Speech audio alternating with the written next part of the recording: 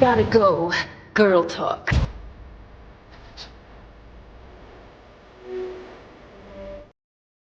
Boom. We got a hard minute. Heyo. Hang on. I think I got two things going here at once. There we go. Got it. That was the hardest of ends. Hard in. In with it. It in was a a hard way. hard in. It was a Tanya Hardin. Ooh. Why me though? Why me? Why? Why me? That's and the Olympics are on, so I hope everyone's enjoying those Paris Olympics. Yeah, that was a relevant pun. Relevant pun. I'm Ryan Doell. I'm one of the few hosts here we have on Gotham City Tonight. So welcome to Gotham City Tonight. With me is probably one of the biggest rock stars to come out of San Diego Comic-Con this year. The man who was praised in every video I watched. It didn't even matter if it was even about Mondo. He could have been at the NECA booth. If everyone's going, Alex Brewer, man. But this is him. This is Alex Brewer. Everyone, Dude. welcome Jim Lee. Everyone, yeah. Wait, did he go? Did he leave? We had Jim Lee lined up for tonight, but I would love to get Jim Lee on for tonight. That would be amazing. Peter. And then, of course, I got brought in from Mondo as well because I said, "Hey, let's get some of this controversy out of the way." We got Attack Peter here, dude. You also had a killer weekend. I had a killer weekend. You know, the coolest part about working at a toy company is that when other toy company people know you're at a toy company, they hook you up. oh, sick. Oh, Little death's dude. Can I head say- action. This is the second best con exclusive, in my opinion, that we had at San Diego Comic-Con this year. And the figure's amazing. Death's Head's a great reference and a great character, but this is the best packaging of Comic-Con. Oh yeah, that's sick. Yeah. In my opinion, I told this to Ryan Ting, who, by the way, Ryan Ting, he's Comic-Con Jesus, in my opinion, you know. He is. and he hooked it up, and I've been wanting to do something at Mondo with this Marvel Series 2 trading cards art. Yeah. By the way, Series 2 is the only card set that matters. I have Series 1, it's fine. I have Series 3, it's What fine. X-Men Series 1? The Jim Lee cards? Come on. They're great, but that's way after. No one cared anymore. This is when things were really mattering, man. Like this is established something, dude. This is important. This is how we knew who could whoop whose ass. We Look wouldn't at have to those ask stats. anymore. Dude, that's what I'm saying. Who would win in a fight? So and so or so and so. Pull up the stats. And then you had Silver Surfer, and it was like all the way up. So Yes, I remember him like the Power Cosmic Man. Yeah. That shit'll So mess you up. Comic-Con ruled. And is that also the start of a Transformers collection for you, Peter? Because Death's Head is technically a Transformers character, right? I've never owned Transformers figures at all. Like it wasn't my thing growing up.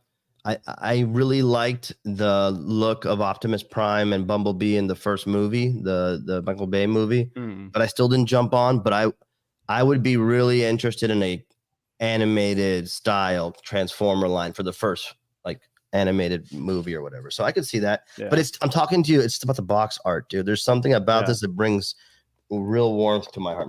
I really hope they do more because I know that go. Ryan Ting is a huge trading card fan. He was giving them out. He had some reprinted, dude, and he was giving them out. I'm like, dude, save that because I have my original set still. So give that to someone who's less fortunate. Do you think that's how we'll get Rachel Summers Phoenix? Interesting. As the card. Because that's a beautiful card. Yeah. That's also Art Adams.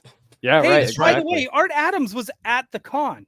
Oh, dude, And Art Adams is. And I messaged Brian Ting. I texted him and I was like, dude, if you're having his cards there, let people know they can go get that figure and card signed by Art Adams. I feel stupid. That would have been an awesome thing to do. Right? Because he did the side box art.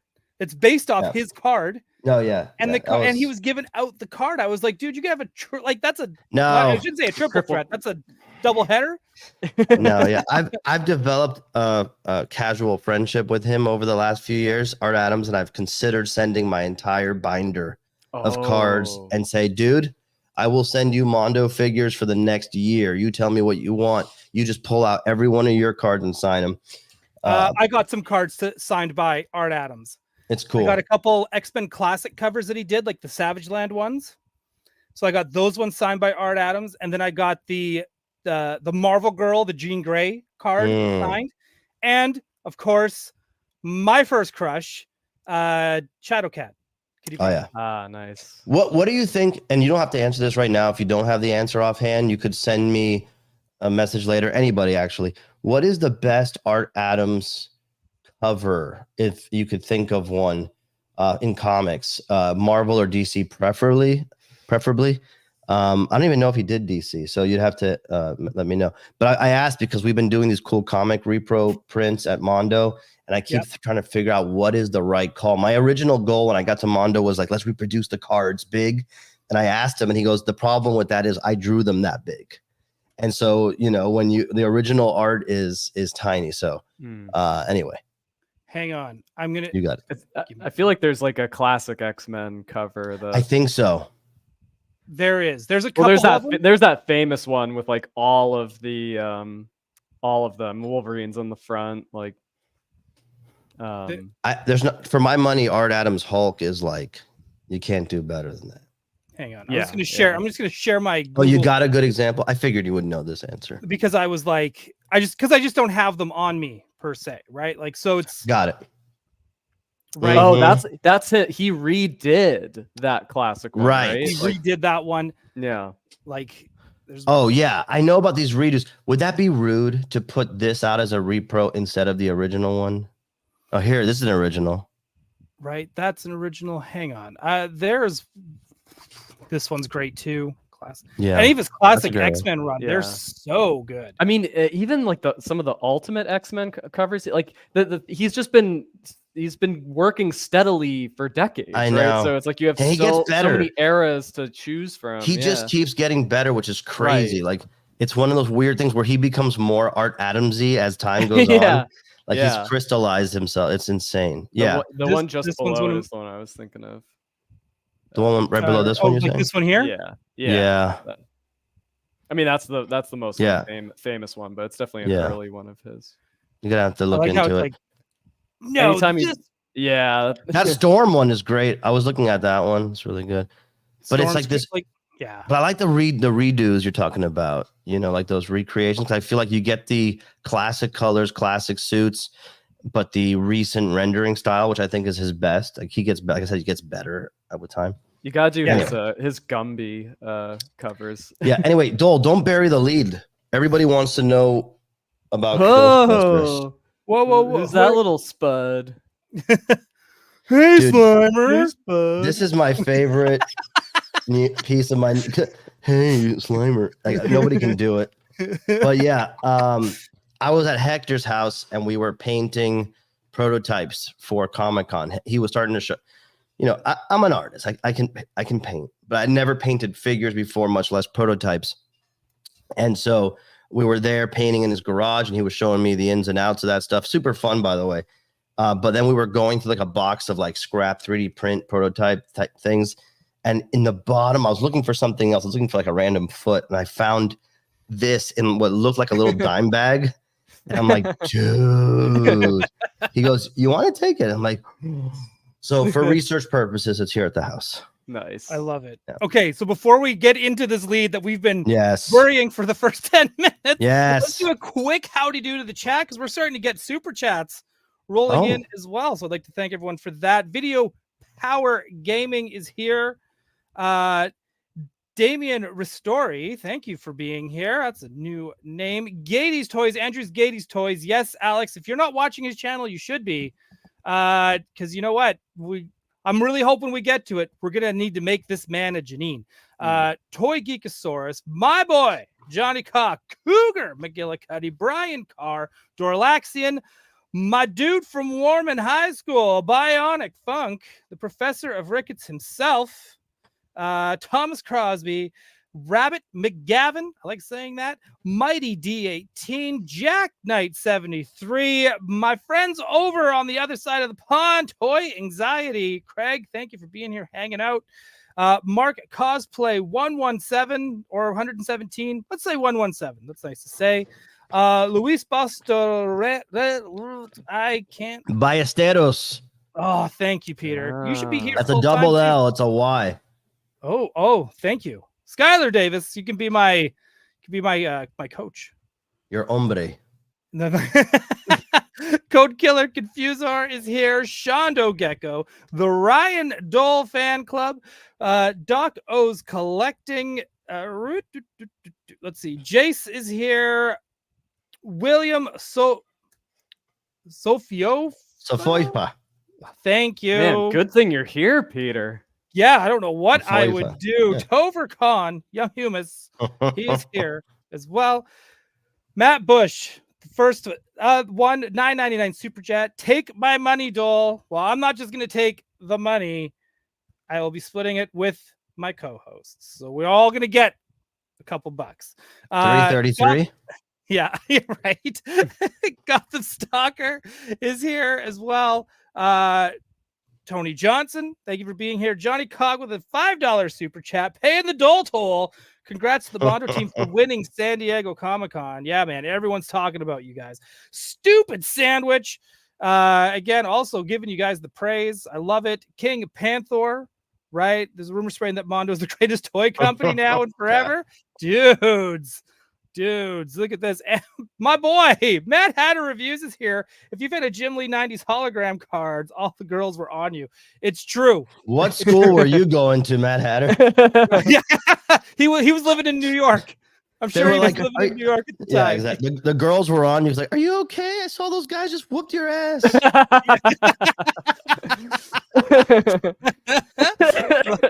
Michael Traverse, the Florence Nightingale effect. Yeah, right. Michael Traverse, also the 99 super chat. Thank you for doing all the amazing work. Looking forward to giving you more of my money. Doell, you're great too. Thank you. Because I knew who you were talking about right when I started reading this. I was like, yeah, he's talking about those two, 100%. You know what? And I have, Nick Dillinger is here. Team Ollie 86. There's a lot of like new names here as well. Like that John D. I blame Doy for jinxing me last night's race. I am so sorry. I am so sorry. We'll figure something out. Toying Around is here. Kevin. Again, folks, if you have not been paying attention to other toy tubers, well, I wouldn't even say this is a toy tubing show, but we dabble in it. Kevin from Toying Around on his channel today dropped an amazing interview with these two guys and Hector today. I love the edits. Yeah, super fun interview. Yeah. Kevin did a great job. Yeah, it Kevin's is great. He did a lot of great con coverage. In fact, I'm going to say I'm totally biased. Everyone who's at the Toy Tuber panel, also go check that out on the Geek Dad Life channel. They were dropping some of the most amazing, like just 100%. I didn't have to be anywhere. I could watch from my couch, and I felt like I was there. Kevin, right? Mad Hatter Reviews, Toy Anxiety, Pixel Dan, right, and Jay from Geek Dad Life. It was like you were there, and all of them. That's the round table. He wasn't at the panel, but I'm also gonna give Toy Shiz a shout out as well. Oh yeah. Right. Toy Shiz is always around. He just likes staying behind the scenes. I met Toy Shiz for the first time. I saw what he looks like. What? I know. Yeah. Gosh. Oh yeah. I thought he was just a spirit that just a ride. I thought he was just like an old time radio, like walking around with arms and legs with that voice that he has. Yeah, right. But I want to give all these channels props because what really was amazing, and watch all their videos. All of them are bringing something different. All of them are asking different questions. You're not going to get a lot of repeats from this particular group. And I think that's what makes that little Geek Dad circle special, because it's they're doing great stuff. So I just want to give everyone a quick heads up. Plus Mad Hatter, he drops like 35-minute videos a day. Yeah. And they're all bangers, man. For those who don't know, Mad Hatter is my mom's favorite toy. My mom's too. Yeah. Moms like love the funniest Hatter. guy. It's just like, oh, I like that guy. And I'm just like, yeah, because he's funny. He's funny. He's handsome. He's creative. Evil Bay, man. I'm telling you. Yeah. Smart. It's like he's a writer or something. Yeah, it's like he's a writer. Cybertruck, Doell, do you really piss excellence? I don't know. I piss something. I take the piss.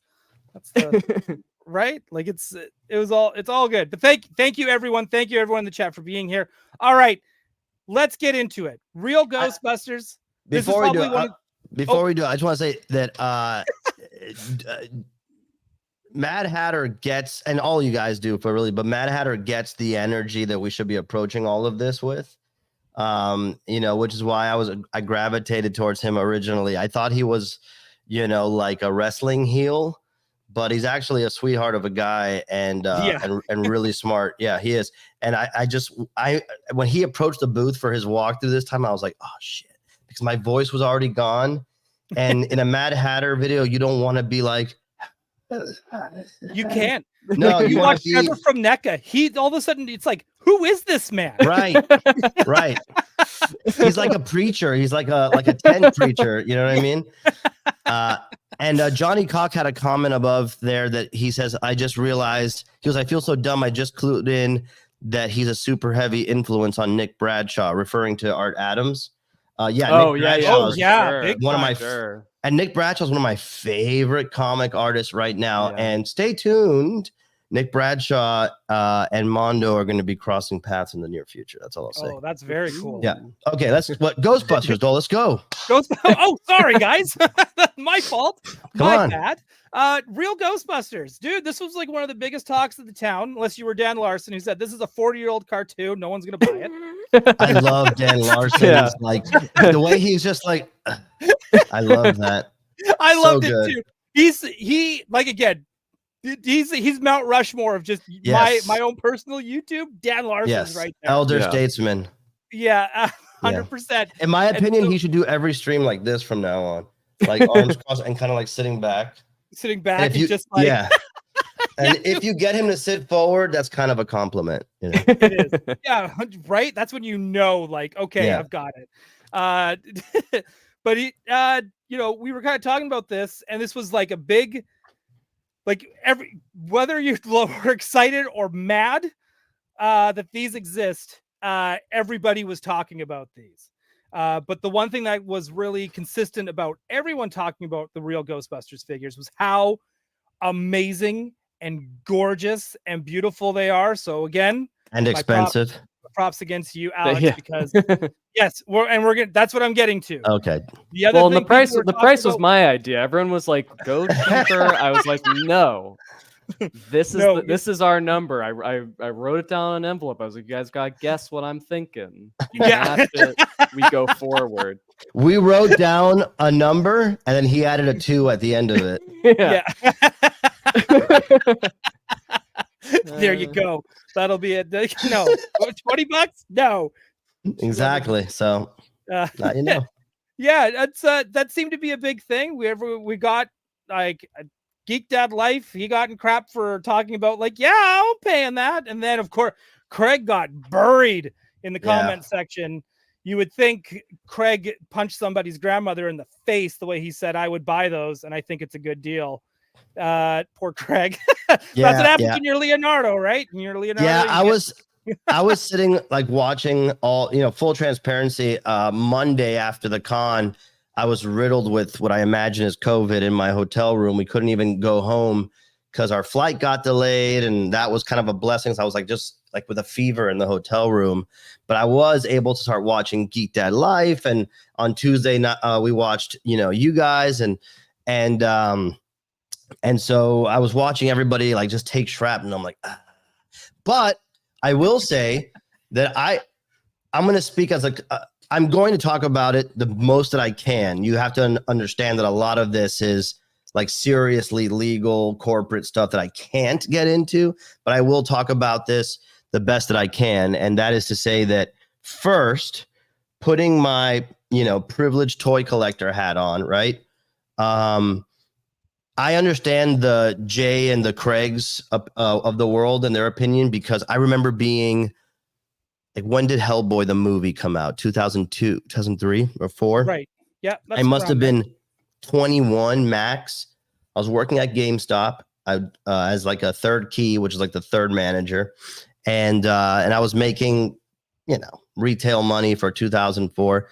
And at that time Hellboy was my favorite character. There was no Hellboy product on the market. There was like one toy from a company called Big Blast, if you've ever seen it. And for what it was amazing. But if you look back on it now, you're like, not so great. But I was like, oh, I'm buying it. It's a Hellboy toy, amazing.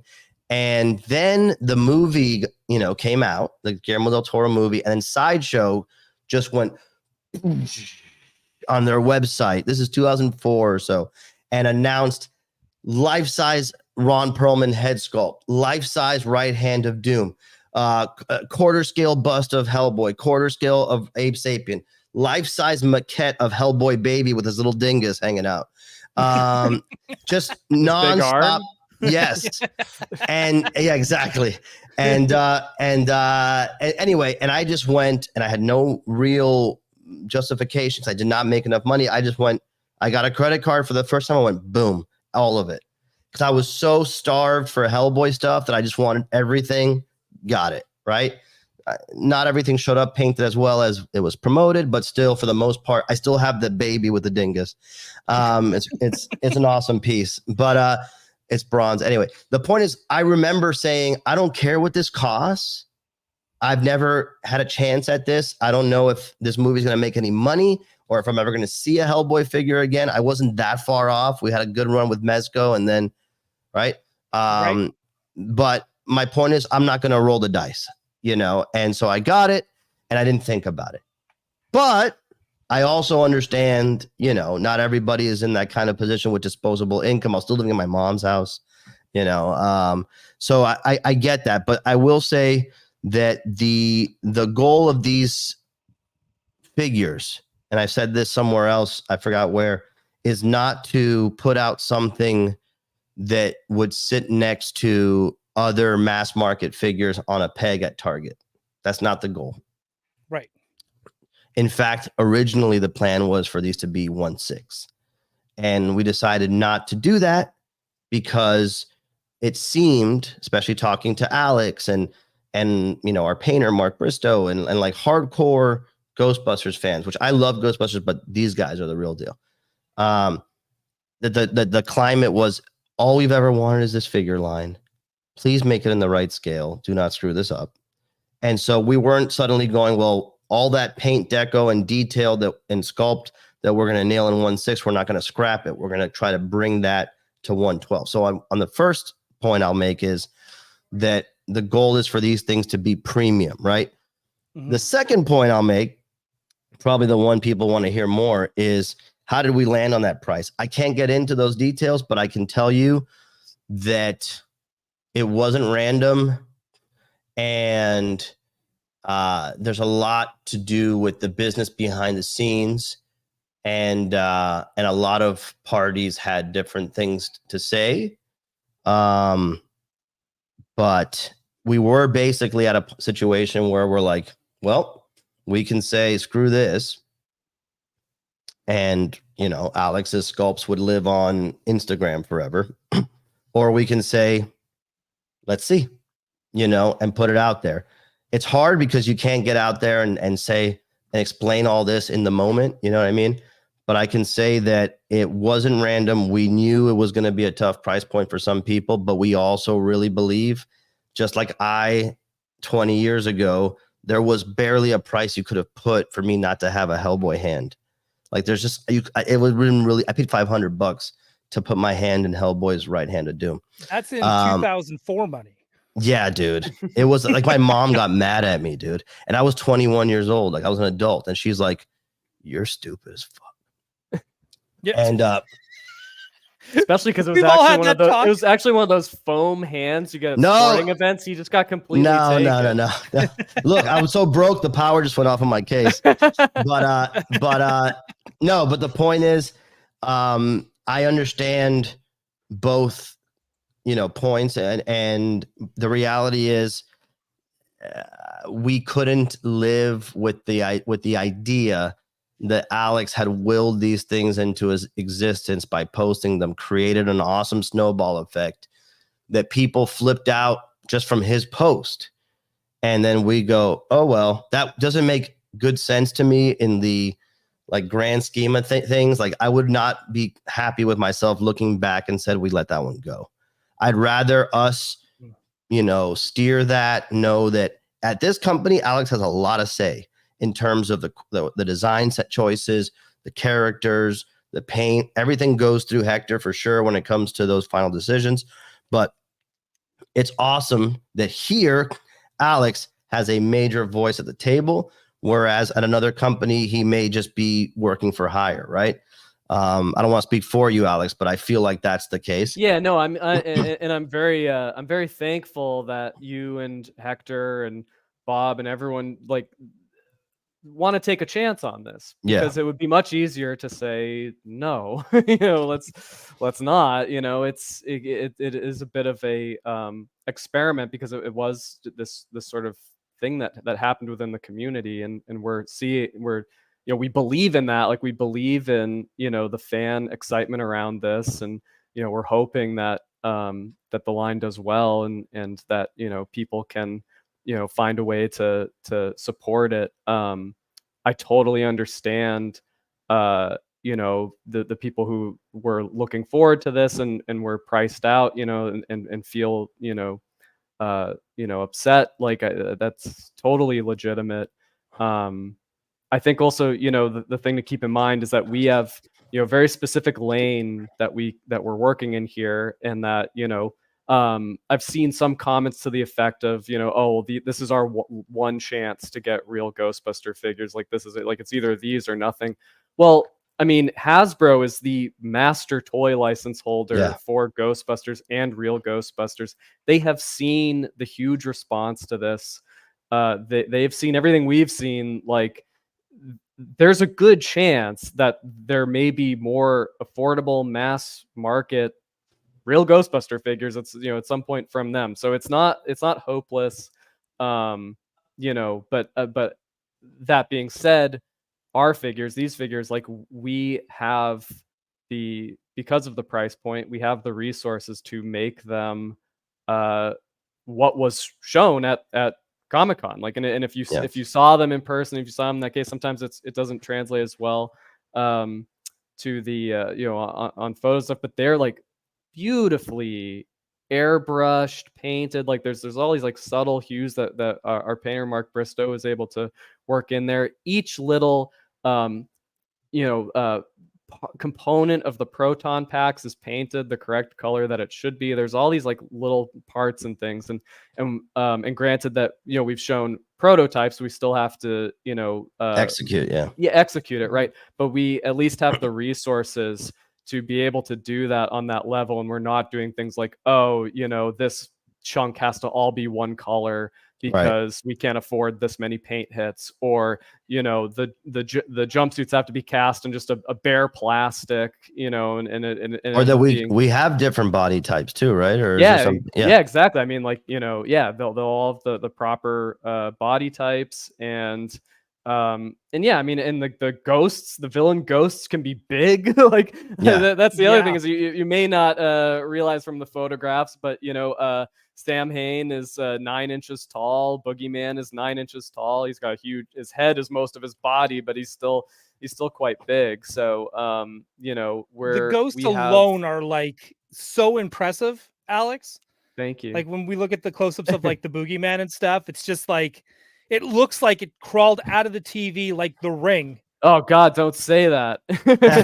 I don't even want those files on my computer, like I said, it's like, it was like, facing my fears having to do that. But and look, we're lucky that we can do this. It turns out this was a tough nut to crack. There's probably a good reason why no one else has done it, and maybe we're just dumb enough to try. But at the end of the day, like, it's exciting. It's exciting to be able to do a 1/12 scale line. It's exciting to be the first company that works on this, iteration of Ghostbusters. And already it's awesome. this extensively. It already feels more extensive than what Diamond Select did. Do you know what I mean? If like, people will support it, right? That's the other thing. Like, we're committed. We're going to do the 4 Ghostbusters. We're doing, we're committed. Don't anybody worry that we're not going to do them. We're going to do them. Yeah. I wanted to make sure I never, they're all sculpted. Yes. So. Yeah, they're done, but so I don't want anybody to be concerned about that. We're doing them. The question is, like, how far can we go after that is really up to people. We have no idea what the reaction to this is going to be, We have no idea how many people are going to support the line. I do think, and I might be biased, but I do think that since I've been paying attention, that this is like one of those toy industry stories, like Four Horsemen doing MOTU in 2002, like the barge, like Back the Barge, the Hasbro sail barge, you know, Java's barge. Like it's one of those moments in toy fandom that I just feel like I'm so stoked to be a fly on the wall for this, because when we look back and we hang as fans, right? We're toy fans and we're toy industry fans. And I'm so happy to say that no matter what happens, if this all ends tomorrow, like we got to do this thing, and that's really freaking cool. Yeah, no, that's awesome. And thank you so much for touching on that, because it's just people needed to know. They needed to hear it from a couple of horses' mouths. And someone said this on another one of the streams. I don't know if it was Toy Anxiety or Geeked Out or whatever, but we talked about MOTU 2000X, and there's a much different price point there. So, you know, maybe that gives context to the fact that we're not in the game to just do a specific price point for 112 figures. Right. Because I know there's also concern of this this being like a trend of rising prices. And that's not the case here. You know, this is not like indicative of, you know, a pattern. Yeah. So far. Well, those also are not the only 6-inch figures that are $100 on the market, or over $100. Go on. Muffex are 6 inches, and they go from 105, which is more than 101 a figure. And yeah, you can say like it's because of, you know, they're importing and all that stuff, but it doesn't matter. End of the day, that's what they're charging per figure. And Mezco, they're not even they're not even import. Those are 6-inch figures for, you know, over $100 a pop. So I just want to say, like, but I've definitely spent that spent over $100 on, you know, if it's worth, like, that's the thing, is like, if it's worth it to you, if you look at it and it's really going to make you happy and you can afford it, don't never buy anything that you can't afford or that you shouldn't. Agree with that. Don't do, but like, you know, there'll always be you'll always find some other way. There'll be some other opportunity. But you know, but if you have the resources, the means, and it'll make you happy, like, you know, don't worry about it. Because also I see a lot of people speculating on like where the like material value is in these things. Unless you're looking at like budget breakdowns and quotes and stuff, like you don't know. Like you can't, like I notice like collectors tend to attribute like what they personally value in a figure in their collections to like the actual like physical monetary value, but they're two different things. Like you would be surprised what costs the most in terms of like the production of a figure, you know?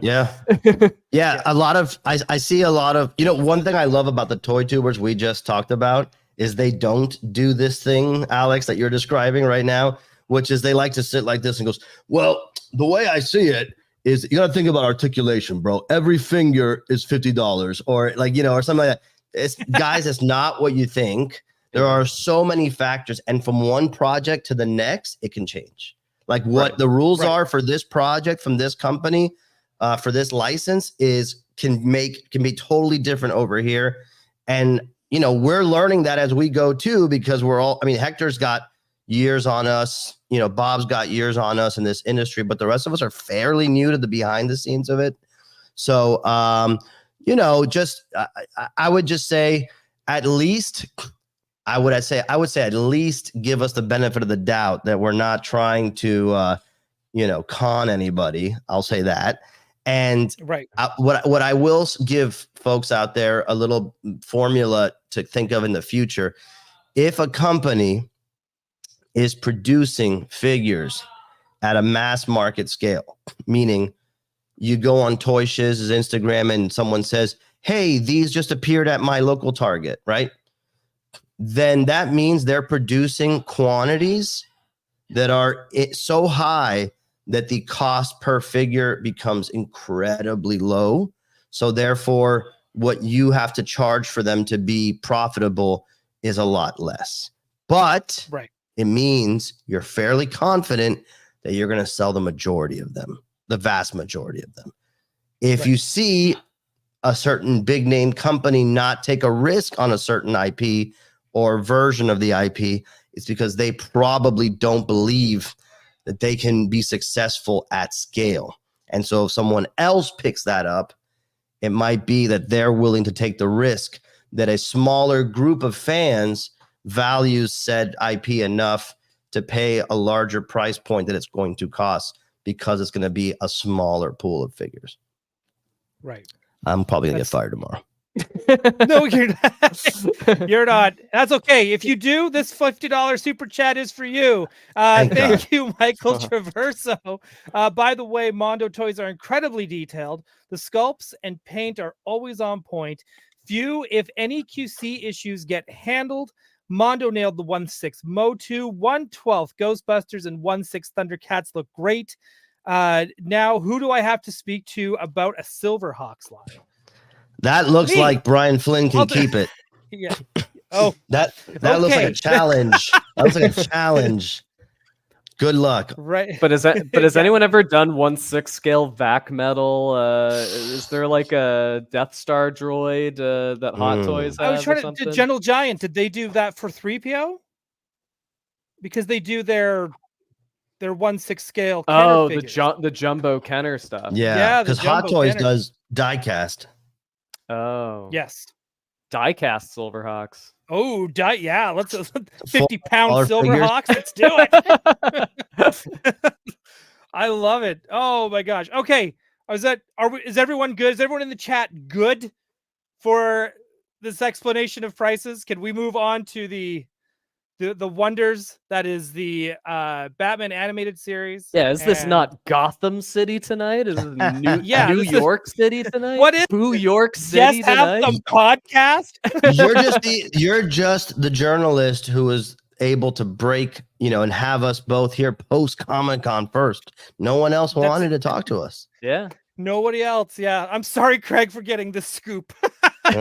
Craig, early bird, baby. Well, first off, when we first I was dead with COVID this yesterday. Wasn't supposed frankly. to happen. No, this wasn't supposed to happen at all. But one quick thing before we get right into the Mondo stuff, I do want to bring up something that got revealed today, and it looks like Marvel Legends is getting into role play sex toys. I don't know if you guys saw this. They're doing a Green Goblin mask. No Way Home. This is awesome, dude. I've never been the biggest fan of this Green Goblin design. I know that I am in the age demographic that was old enough to be annoyed by this when it came out, whereas a lot of the people on YouTube are slightly younger than me now. Yeah. And they're like, this is my Green Goblin. I love it. And so I'm like, you know what? I'm finding a new love for it through that enthusiasm. And especially the No Way Home mask that they slightly tweaked it. I don't know if you guys noticed it. They slightly tweaked it in that movie, even though the figure they put out did not have the tweak for Hot Toys. BS. Is there a little more purple on his? No, it's just thing? they changed the design, like the sculpt of the eyes came a little bit. I don't know how to even to describe it. It just looked cooler and less like Power Rangery. But I'm in the camp of this should have been an animatronic head. They should have just made it a mutation, whatever. Or did you see the screen tests of that? Yes, that killed me. That killed me. I know when I was like when I saw this in theaters, I was like, oh, that's cool. And then my friend's dad was like, oh, it looks like Power Rangers. But it is. But having said that, I see this and I go, this is cool. Yeah, it looks exactly like the movie. Like it's a really good. The memory for me is like I didn't have many Spider-Man movie figures, but I had the just plain clothes Willem Dafoe and he came with like an armchair. Oh yeah. And the Goblin mask was on a little peg that plugged into the armchair. I think maybe even lit up or something. That figure was so cool. It's and funny that you mentioned that. Now too. It's funny you mentioned that.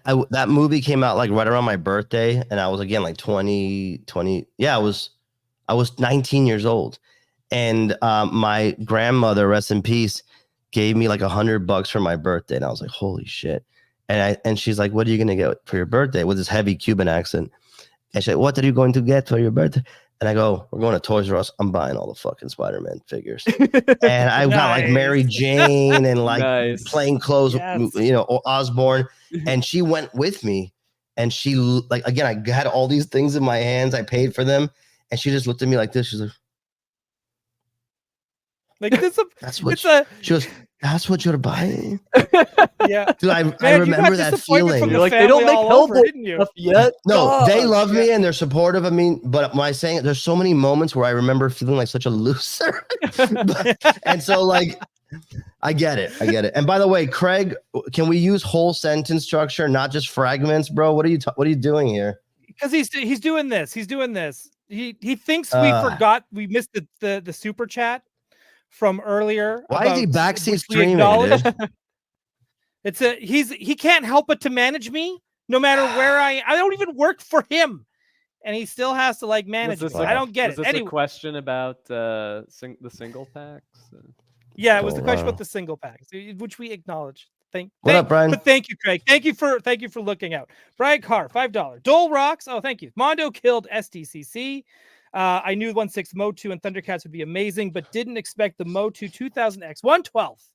So pumped for them. By the way, has anybody gone back to the stream we did where we talked about like what without revealing anything, like the reactions for the panel and like lined it up with the panel? I feel like pretty accurate. Oh yeah. Yeah. Like someone should do an edit. I really think this would be quality content. You mean like the Captain America edit? Exactly like that. Exactly. Exactly like that. But just, me and, lining up with the reveals and see if I wasn't right. Right. Brian Carr, very accurate. Yeah. Ryan Doell fan club. He's Leonardo and you're Mikey. 100%. You are not wrong on that. Toying around that Toy Biz Spider-Man with the gargoyle rocks. I agree. Michael Miller, any chance we get a 1/6 cartoon based design Lion-O? This has turned into toy anxiety really fast. What for Michael Miller, what do you think a toy a 1/6 scale animated, is that what he said? Animated style? An animated style Lion-O would need to differentiate it from the one that we revealed. I'm not even asking that facetiously. No, I'm not asking it facetiously. I'm asking, we sculpted the fur into the body, for example. Like, do you think there's a world where that could work? Yeah. Well, let Michael the obvious answer is like a simple Can repeat, I right? answer? Yeah, go ahead, Alex. No. Yeah. No, I mean, I what I take it to mean is that the people mean more in line with like the animated.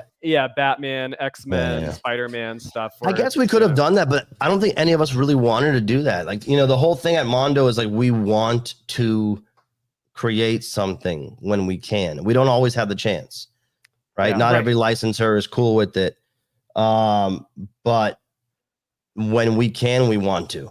And in this case, they were like, we love what you did with MOTU. Please do that on Thundercats. And so we're excited about that, frankly. And by the way, how confident is anybody that we're going to get a live action Thundercats movie or show anytime soon? Anybody holding their breath? Right. They are working on one, right? But, Well, they're working on a live action MOTU movie for the last 20 years. Yeah, exactly. And so what I'm saying is, since we can't count on that happening, I feel like this is our way of like, imagining what that could look like. Yeah. And new is exciting, right? It's like there's more surprise to it. And yeah, I think Thundercats is one of those unique properties in that you could go either way with it. Like, you could do the straight animation adaptation, but it is kind of it's like it can fit with our MOTU stuff. It's got that sort of fantasy imagination. That's cool too. Like, so even though we're not gonna like promote them side by side, if you're a fan of one, you're likely a fan of the other, and it would be cool to display them side by side. We've all seen the SNL with He-Man and Lion-O hanging out, Let's get the co-filler confused or $5. Super chat. Thank you. Mumra, the ever-living, earned my buy since they had the smarts to include the power-up head, so it fits in with the shelf of Super 7 cats.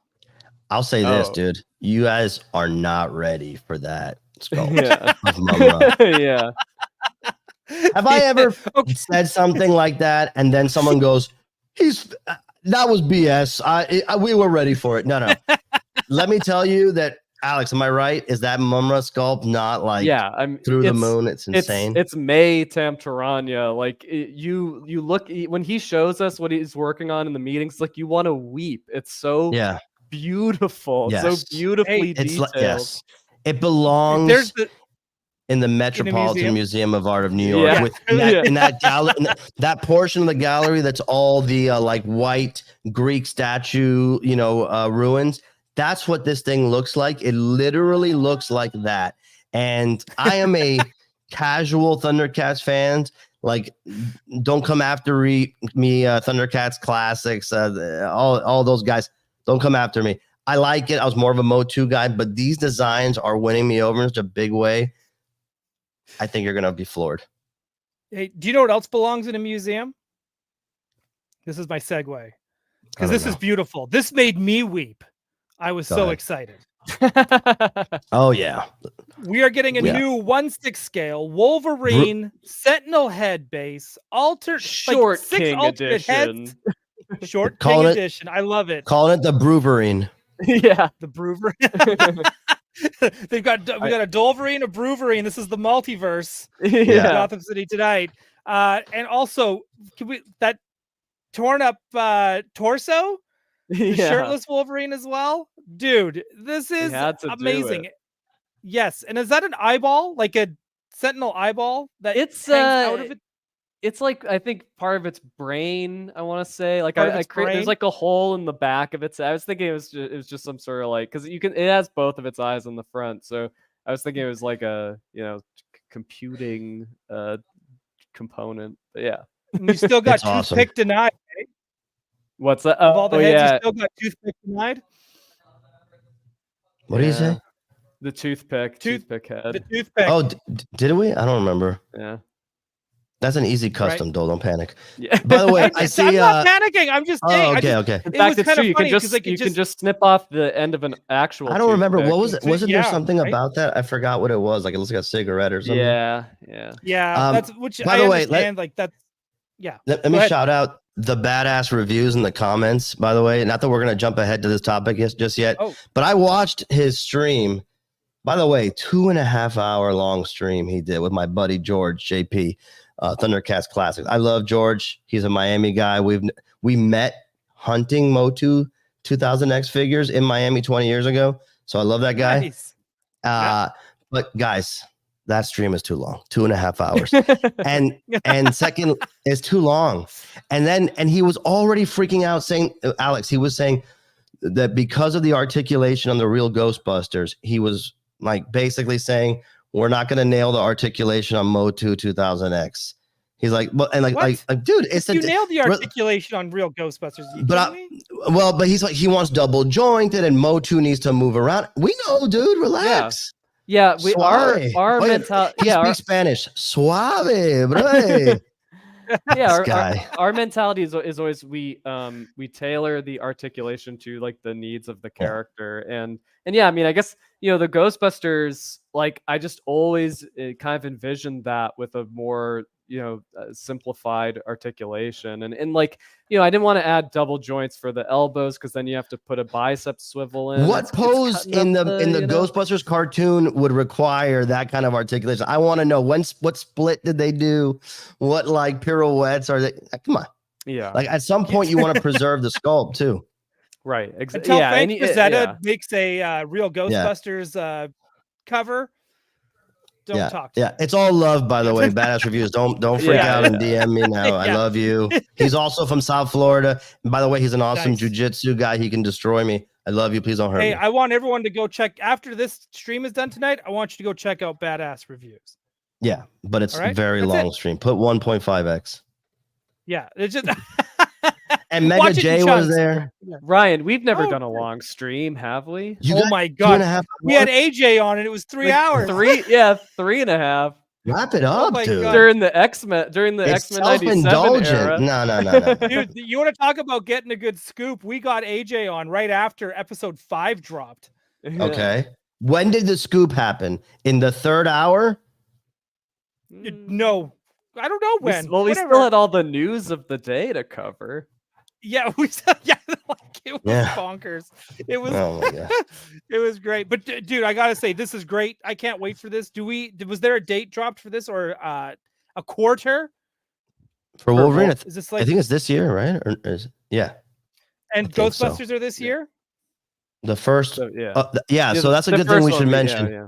No, I love you, badass. Don't worry. What I'm saying is, I just they freak out before we even give us a chance. Relax. But anyway, I was gonna say is the Ghostbusters we're gonna do quarterly drops, right? They're quarterly, like the box sets or the 2-packs, right? So there'll be one per quarter. And then what was the other question?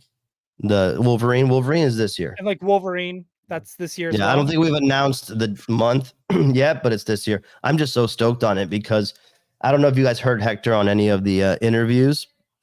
The first Wolverine was not intended to be the kickoff of a 1/6 line. It just wasn't. It was like a fun meme. Mondo was in a different place back then, like with their collectibles division. It wasn't the main focus of the company yet. And so it was more like a fun thing to just capture the meme in a box. So when it did well, they're like, crap, what do we do next? And then they started developing more figures. But yeah, it's just that funny was on because Kevin's Toying Around, by the way. So go check that out. Yeah, he's great. Wearing shorts on an interview, very, very bold for Comic-Con.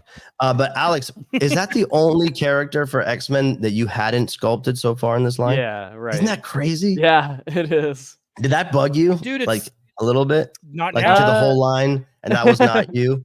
Not in a nasty way, but like, well, I mean, like in an OCD way. You gotta do Wolverine, right? Yeah, you know. Yeah, I mean, it just so happened that like I've done all of them, so yeah, I think it's like, well, if they're all done by one sculptor, doesn't matter who it is, like except for one, it's like why not just do that one? You notice, like I noticed, and I was kind of like, and that's something to do. That's something. I'm not saying there's anything wrong with the first. Release Wolverine. No, it's a nice figure. It just I love that figure actually. Yeah, no, I'm it's just good. making it clear that it's just like this is again. Alex just kind of says like, what hold my beer, and he's giving us like shirtless Wolverine and like the hood down and just the Sentinel head. We get it kind of worked out perfectly. Listened, and I'm glad you guys took note of like how stoked us collectors were about the Sentinel parts for bases. Yeah, like, dude, loud and clear that the Cyclops was designed before Rogue, right, Alex? Yeah. So that's why it also did not have the base. But yeah, we hear you and we love the bases, and so I think you can come to expect cool bases going forward. Yeah. Yeah, this is I honestly cannot wait. I am very excited about this figure. I'm stoked for this one. My bias screams for it. We got a $10 super chat from Mark Cosplay 117. All right. I got to say that I'm loving the X-Men Mondo, waiting for my Tila. I'm getting that Spider-Man, but after that Poison Ivy, well, I guess I'm now collecting Batman the Animated Series. Dude, same boat there. That's why we'll get to that. Go ahead. Yeah, we'll get there. We will absolutely get there. Actually, before we go on to the next thing for Batman, well, before we get right into Batman Animated Series, Clint Georgeson has a really cool question here. Alex, where did you go to sculpting school? Well, I went to Rhode Island School of Design, and I didn't major. Oh, RISD. Yeah, RISD. I didn't major in sculpting, but I took some traditional sculpting classes there. But then it was really many years later I got ZBrush and I just dove in and taught myself through online tutorials.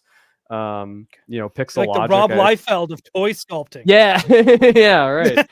Don't look at the feet too closely on my figures. But yeah, no, I mean, yeah, you can all of the information is available there, and but I mean, I'd spent like many years like drawing and studying anatomy and comics and all that. So, all of those things help inform your artistic journey, right? So. Right. And we got another super chat from Doc O's Collecting. Ghostbusters will be my first intro into Mondo figures. We will get an in-hand review. Will we get an in-hand review before we drop 202 on these beauties? Thank you for making this. Someone mentioned that before. I don't see a problem with that, except it just depends on how it works out. Usually the pre-orders are done based on painted prototypes that are photographed carefully by one of our great photographers. Well, actually they're usually done by it's like the factory sample. No, I'm sorry. Right? Yes, that's right, Alex. Thank you for correcting me. Yeah, that's right. So it's a matter, I don't know if we'll have the finished one, but we can definitely try. I have no problem. Because what we showed at Comic-Con, those were paint masters, right? They weren't plastic, they were resin 3D outputs that were painted by hand by our in-house painter Mark Bristow. So then the next step is the factory. That's right. Will create the tooling, they'll create the production sample, they send to us basically what the final product is going to be, and that's what we take photos of, and that's what you see. Yeah. So what you are pre-ordering is the intended final product. Yes. So I guess you're right. We can look into it. It's usually it's a matter of like threading the needle and time wise, like how much time is it before we have to do we'll look into it, and if it's possible, we will do it. Yeah. If you really want to like grind Jacob and Craig's gears, send it to Geek Dad Life first, do a review on it. and post that on your Mondo channel, and then watch those guys. What the hell? Why him? It would have been. It would be amazing. I will say, yeah, Jay, I think maybe reached out to when I did my Instagram post. I think maybe Jay was the first person I heard from who said, "What do I need to do to make these a reality?" Yeah, or it's like a King Solomon thing. King Solomon thing where we give like Sam Hain to Geek Dad Life, Peter to YHS, and Slimer to Mega J. Nice. Mega J, yeah. just slowly trickle them out to different people so they don't get the whole collection at once. Goes to yeah. But that was the only X-Men reveal, correct? That was the only. Oh well, and the uncanny edition of Rogue. That's the uncanny, which is a D23. D23 exclusive. I almost had a heart attack when I read D23 exclusive Rogue, and every part of my body beneath my waist just clenched. I got nervous, but then I found out it's the uncanny version. I'll be okay. Take a deep breath. Did you guys notice the Sentinel base painted with the realistic metallic deco? Yes. So everyone who missed out on the Sentinel base component of the exclusive hope you're edition. a D23 member. No. It's an online. It's an online exclusive. Yeah. Oh, see. Yeah. Glad you're here to make that clear, because I assume once I hear D23 exclusive, it's like, nah, you got to be a member. You got to be there in August. And that makes sense to do that one there as well. For those who don't know, on the Saturday of D23, they are going to do that first look of season 2 of X-Men 97. And there's the big Marvel animation panel. Bums me out that wasn't part of San Diego Comic-Con. But they had to save something for San Diego, and they weren't going to unveil Robert Downey Jr. at D23. I'll tell you that. So it makes perfect sense, and I'm glad they are. I'm glad they're keeping that separate so that it doesn't get drowned out by Doctor Doom, which we will get into tonight. We'll get into tonight at some point. This is gonna be a 3-hour one. I can tell. This is gonna be a 3. While we're at that 1 hour mark, this is usually when we end it. We haven't even. Let's get things rolling here. Peter's got COVID. He's sick. We gotta keep this train moving. Yeah. I'm riding the momentum. Let's go. All right, we've got our first look of Clayface from Batman the Animated Series, 1/6 scale. Holy moly. This one's also, what is it? This one's like, it's got a soft vinyl, what is it, silicone coating on them? Yeah, Yep. it's a semi-seamless body. Yeah. Alex, you want to go ahead and talk about it? Yeah, certain. Yes. He'll have some, so he's, I mean, believe it or not, as friggin' huge as this figure is, he comes with a boatload of accessories. Dude, he comes with as many accessories as all of our others, tons of heads, tons of swappable parts. So he has to have, parts of him have to be hard plastic for the swapping to work. So he'll be a mixture of classic articulation cuts, but then also some seamless components, because we've, seamless is something that we're seeing a lot more of in 1/6 scale. It's certainly a something a lot of 1/6 scale collectors want and request. So we figured Clayface is a great opportunity to get into that mode without making him too aesthetically different from the rest of the line. It felt appropriate for a character made out of clay. But yeah, I'm just really stoked on this guy. Is he soft enough to take to bed with you like a glowworm? No. You can see the size next to Harley, by the way. People asking because Harley's there. Yeah. Yes. And the dog is there, so you can get an idea. He's big. He's like 14 inches. He's freaking huge. Yeah, so he's bigger than your Beastman boy, by an inch, probably.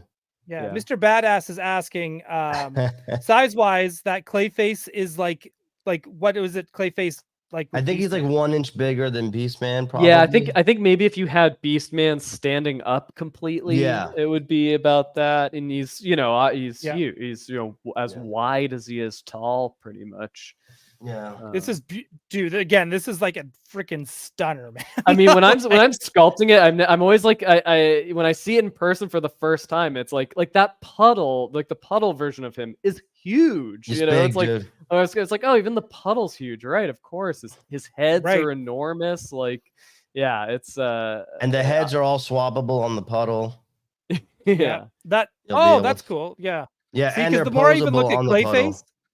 Like since I started going back to the gym, this is what I look like. I feel like I'm seeing like clay, right? Like Dolphin, how do you come back from this? I'm feeling more like the puddle. Yeah, right. But no, this is again, like people are saying, this like one on preview night when the video started coming out on this. It was one of those like this is so amazing. Like couldn't wait for this one, man. It's beautiful. It's beautiful. We decided, by the way, just so you know how much the collectors have influence on this stuff. Yeah. This decision to put Clayface out was 100% based on people buying Man-Bat. So when Man-Bat sold out, we said Clayface because weren't sure before that if people were going to be interested in a larger scale character at 1/6. But literally a year ago to the day, almost probably, we said Clayface is next. Yeah. And this, so to me, like, just even look. Go ahead. Oh, just even looking at this image, like Clayface is the animated series. Oh, like, dude. It's just iconic. It has everything. Studio Ghibli, so, man. Yeah. Oh, yeah. It's true. Vote with your dollar, right? That's what it means. And so you guys showed up, in mass for Man-Bat, and we said they want this kind of thing. We want to make this kind of thing. Let's go. Mm-hmm. So if Clayface does well, does this give hope for then Killer Croc? Killer Croc, he would be the last of the big boys, right? What about that one version of Batman that looks like the Frank Miller drawing in that later episode? Oh yeah. Oh, you want to do the Returns Batman? Yeah. I'm desperate to do that one. Dude. Yeah. I haven't convinced Hector yet. Yeah. I mean, keep mentioning Rupert Thorne's pretty big. He's a pretty hefty guy. He's a pretty big dude. Yeah. No, you're right. I think this would be a great chance to get some obscure characters, and I would love for you guys to I know Todd is doing Batman animated series, and we're getting characters as build-a-figures where I have to buy a set of figures I don't need. It's so goddamn. I don't want to get into it. Not getting into it. Take a deep breath. Okay, calm down. I would love to see eventually, obviously, I think there's more characters you need to make first. But man, if we ever get to the point where this line's so extensive and you get to make Bruce Wayne and Dick Grayson in their casuals, god damn, because I would love to get like a Gordon in this line. Yeah. Solomon Bullock, Grundy like, is a great call. Solomon Grundy, another great call out. But again, like Two-Face has to once you happen do too. these, do you guys can you do New Adventures and Superman? Like, is that something? Yeah. Okay. Well, I say we finish can this. do. Well, actually, I guess I said yeah, but I mean, I think we can do the New Oh. Adventures of. Well, all right. I don't know. Yeah. Yeah. No. Okay. I don't know. Okay. I don't know, well, honestly. we don't know, but I'm saying. But even if you Two-Face is can do one New that we Adventures, desperately want to get to for sure. Yes. Please do. Please do. Because Two-Face is great as well. And I think you could do a lot with that character, especially for alternate expressions. Because of course we get I don't want to get in again. I feel like I'm just being redundant. I feel like I'm saying everything everyone knows. Yeah, Baducci Studio says regret not grabbing the Man Bat at last year's con. Can I advise you as a toy collector myself? If you go to Mondo Shop, you can get the quote unquote regular edition. I strongly advise you to consider that one because yes, the wide wingspan is amazing. And if you have the space for it, it's super cool. Yada, yada, for sure. Not going to deny it. But I personally have mine displayed with the folded wings and he looks so awesome. And it's easier to display him in a group. In my opinion, right. I wouldn't sleep on that one because when that edition sells out, then you really are screwed. I think that one is super awesome. And if you're trying to build up this line, that one is work. I didn't even think that was still available. I went on the shop looking for something else. And I go, oh, you can still get the regular Man Bat. So that's just collector Peter talking, not Mondo Peter talking. This is like, but yeah, I think when you go to Comic-Con, you see those things sometimes. You just got to do it. Like, don't second guess, just do it. And if there's something that you find out you get home you don't want, I guarantee you'll be able to. If you're an hour in on a show called Gotham City Tonight, and we've only just started talking about Batman 7 minutes ago, you're probably the guy who needs to like get off the fence on certain figures that you're thinking about because that's for you. It's made for you. If you can afford it, it's for you. Correct. I agree. And I said, like, there has not been a bad one. In fact, this is the next one. And when does Clayface, does that go up for order this year as well for Christmas? I think it says Q4 2024, so it should be this year. Yeah. Manic Mike says Man Bat or Bane. Honestly, you'll regret whichever one you pass on, but if you have to choose, I'm still giving 1% edge to Man Bat. To me, he's like a character that's more. I like the tragic villains. And I really sympathize with that character a lot. So, and you'd get him now. Get him right away. Right now. And you can still debate on Bane later. Yeah, absolutely. Let's get to my favorite vegan. Sorry, Jacob Walsh. This is my favorite. Is she even a vegan? Would she eat plants? I don't know. I assume so. She's a carnivore, right? Because she doesn't eat plants. She's like a Venus flytrap. All right. Yes. Real quick. First. Okay. I gotta set the record straight on this. I know I screwed this up. I'm sorry. So I was watching the Mad Hatter's walkthrough. I know Peter incorrectly attributed this sculpt to me, which I wish I could take full credit for. But this is the amazing work of Tom Rosiowski, Zelu 1984, the Poison Ivy expert. Yeah, which is not it was his first Comic-Con. Yeah, I got to meet him in person for the first time. Super nice guy. Yeah, and so he obviously if you're familiar with his Instagram, like you know that Poison Ivy is one of those characters that is near and dear to his heart. He made these awesome custom heads for the DC Collectibles version of years ago that I couldn't wake up early enough to order them when they went on the UK. I always regretted it, and now's my chance to have one 1/6 scale. That's how we found him, right? Yeah, well, he repainted Catwoman. That's right. He had repainted our Catwoman, and Hector was like, "Hey, yeah, that was it. Let's get him." He is. Yeah, I've been following his work for years as well. It feels like when he does those animated style like Batman Forever figures and like Batman Returns, it's just like he's so good. And you're right, like he's got this style like nailed down. to like perfection. It's so good. I am curious though. Does she come with alternate heads as well? Expressions? Oh yeah. Yeah, she'll have all of Some that. really great ones. Yes, there was. Oh, we I cannot actually wait. were. Some We had a really friendly disagreement as to which one we should display with, and we decided this was the move. But man, they were all awesome choices. like if you regretted missing out on some of the rogue heads, you're definitely gonna want to get the exclusive version of Poison Ivy. Yeah. Well, I ordered the Harley Quinn finally, just because my gut said Poison Ivy's coming. I should just get the Harley, because if you're gonna have two of them, because I can't go too deep into this line because I already did that with DC Direct. But it's like sometimes Harley and need... Ivy, that's all you need. I really hope at some point you guys make a accessory pack, because if you ever do Harley and Ivy accessory pack, I need that bazooka. Yeah. Here's the paddle moment. Yeah. I need that. And then who did they kidnap again by accident? Well, Veronica?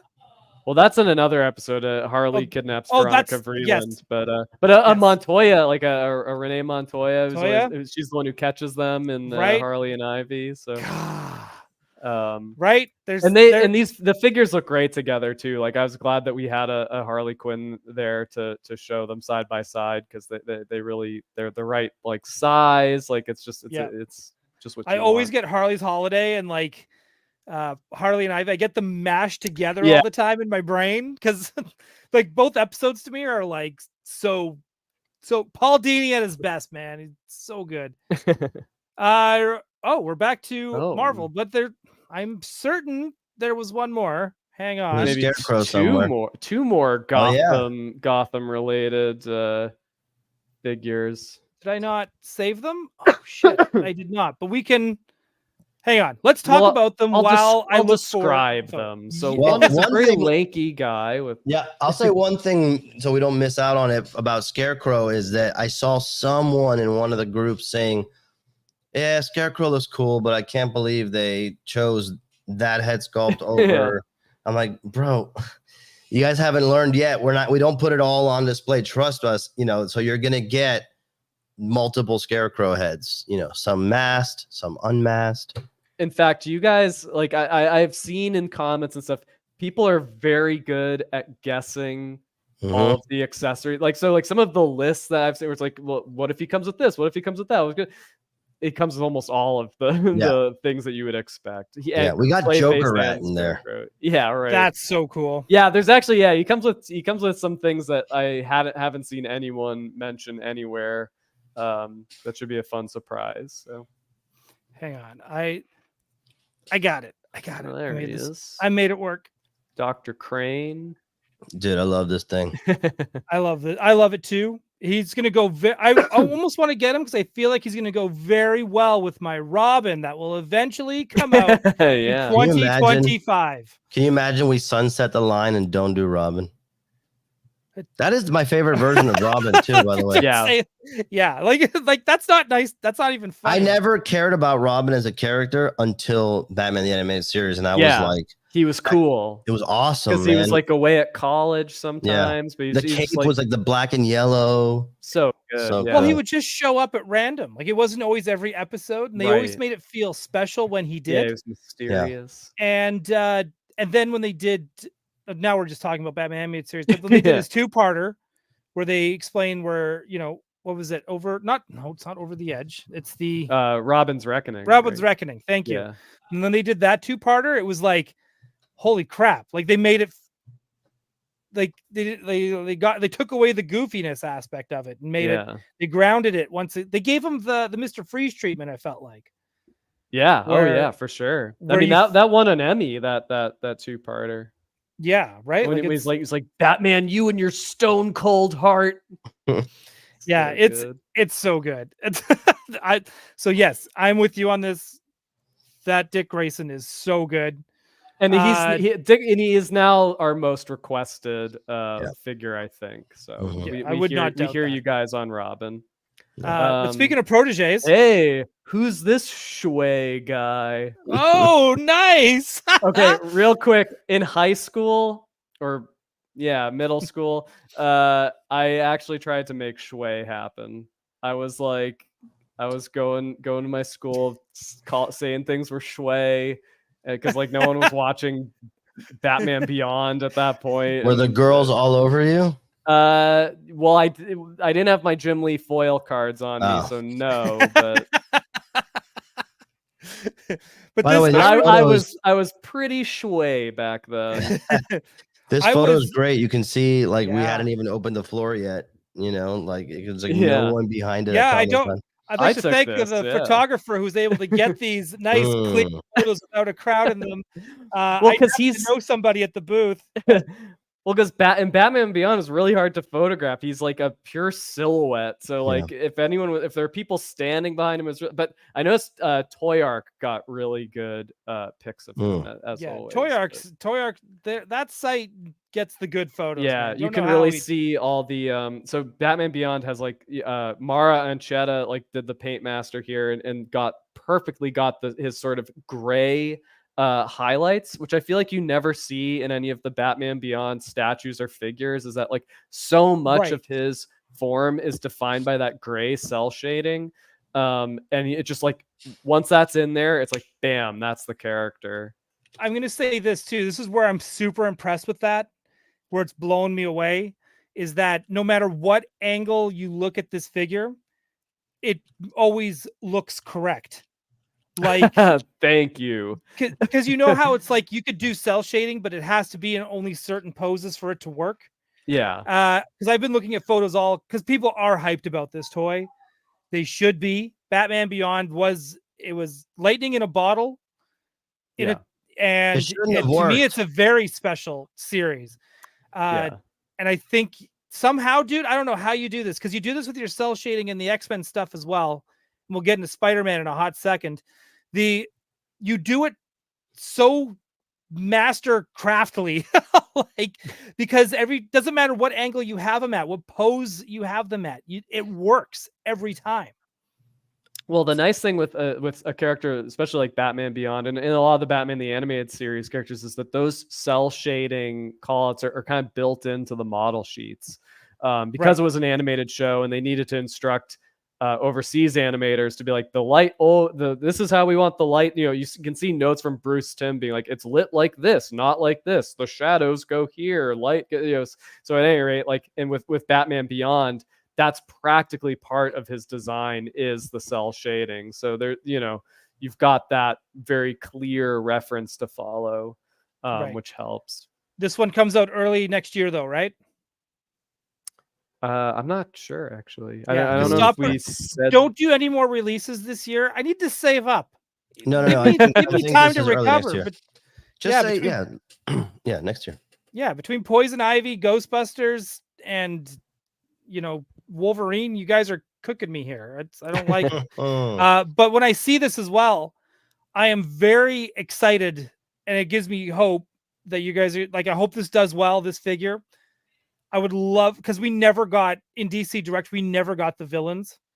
Yeah. I would love to see Ink done. Yeah. In 1/6 scale. She's such a cool character, and she could be an oversized figure too if you wanted it to be, with like, and have it balance on like when she does like her big long arms. And I'm preaching to the choir, but I'm just saying, like, you hear me, you see me. I'd like to get a DD 2-pack as well. Dude, that whole gang would look so good on a shelf in 1/6. You know what I'm saying? Like, it would. No, there's some really sick designs in Batman Beyond. Like, really, a lot of cool stuff. The one that I always remember and think of is, I can't remember his name now, is the glowing skeleton. Oh yeah, Blight. He was like awesome. the main the main villain there. Yeah. Derek Powers, man. That's you could do an alternate head with the skin flaking off. Like, dude, make him glow, and a glow in the dark special variant too. Yeah, absolutely. You could do like the Scare Glow thing where he's kind of clear, but he's got the skeleton in the inside. Yeah. All right, hire me. That's awesome. I'm down. Yeah. Peter, if you got to run, because we're still going to go through Spider-Man, and then we're going to talk some Jim Lee. Okay, then we're going to talk some MCU. Okay. Yeah, I will peace out before MCU. Okay. Because I already know how they're using Downey Jr. and I can't talk about that. Oh, why'd you say that? I'm kidding. I've watched every YouTuber talk about it. I'm like, I don't think that's right either. I don't even know what they're gonna do, so I'm just going with the. I've learned so much about comics that I never read now, and I'm like, I don't think any of this matters. That's what I'm thinking too. They're like multiverse. I'm like, it's dead. Multiverse is dead. Yeah. Who cares? This was another big. Well, these were revealed. They were announced last year, revealed this year. These were also very highly anticipated. Everyone's probably going, "Where's Mary Jane?" Because this line needs a Mary Jane Watson. I already saw in the chat someone was like, "We need Dr. Octopus.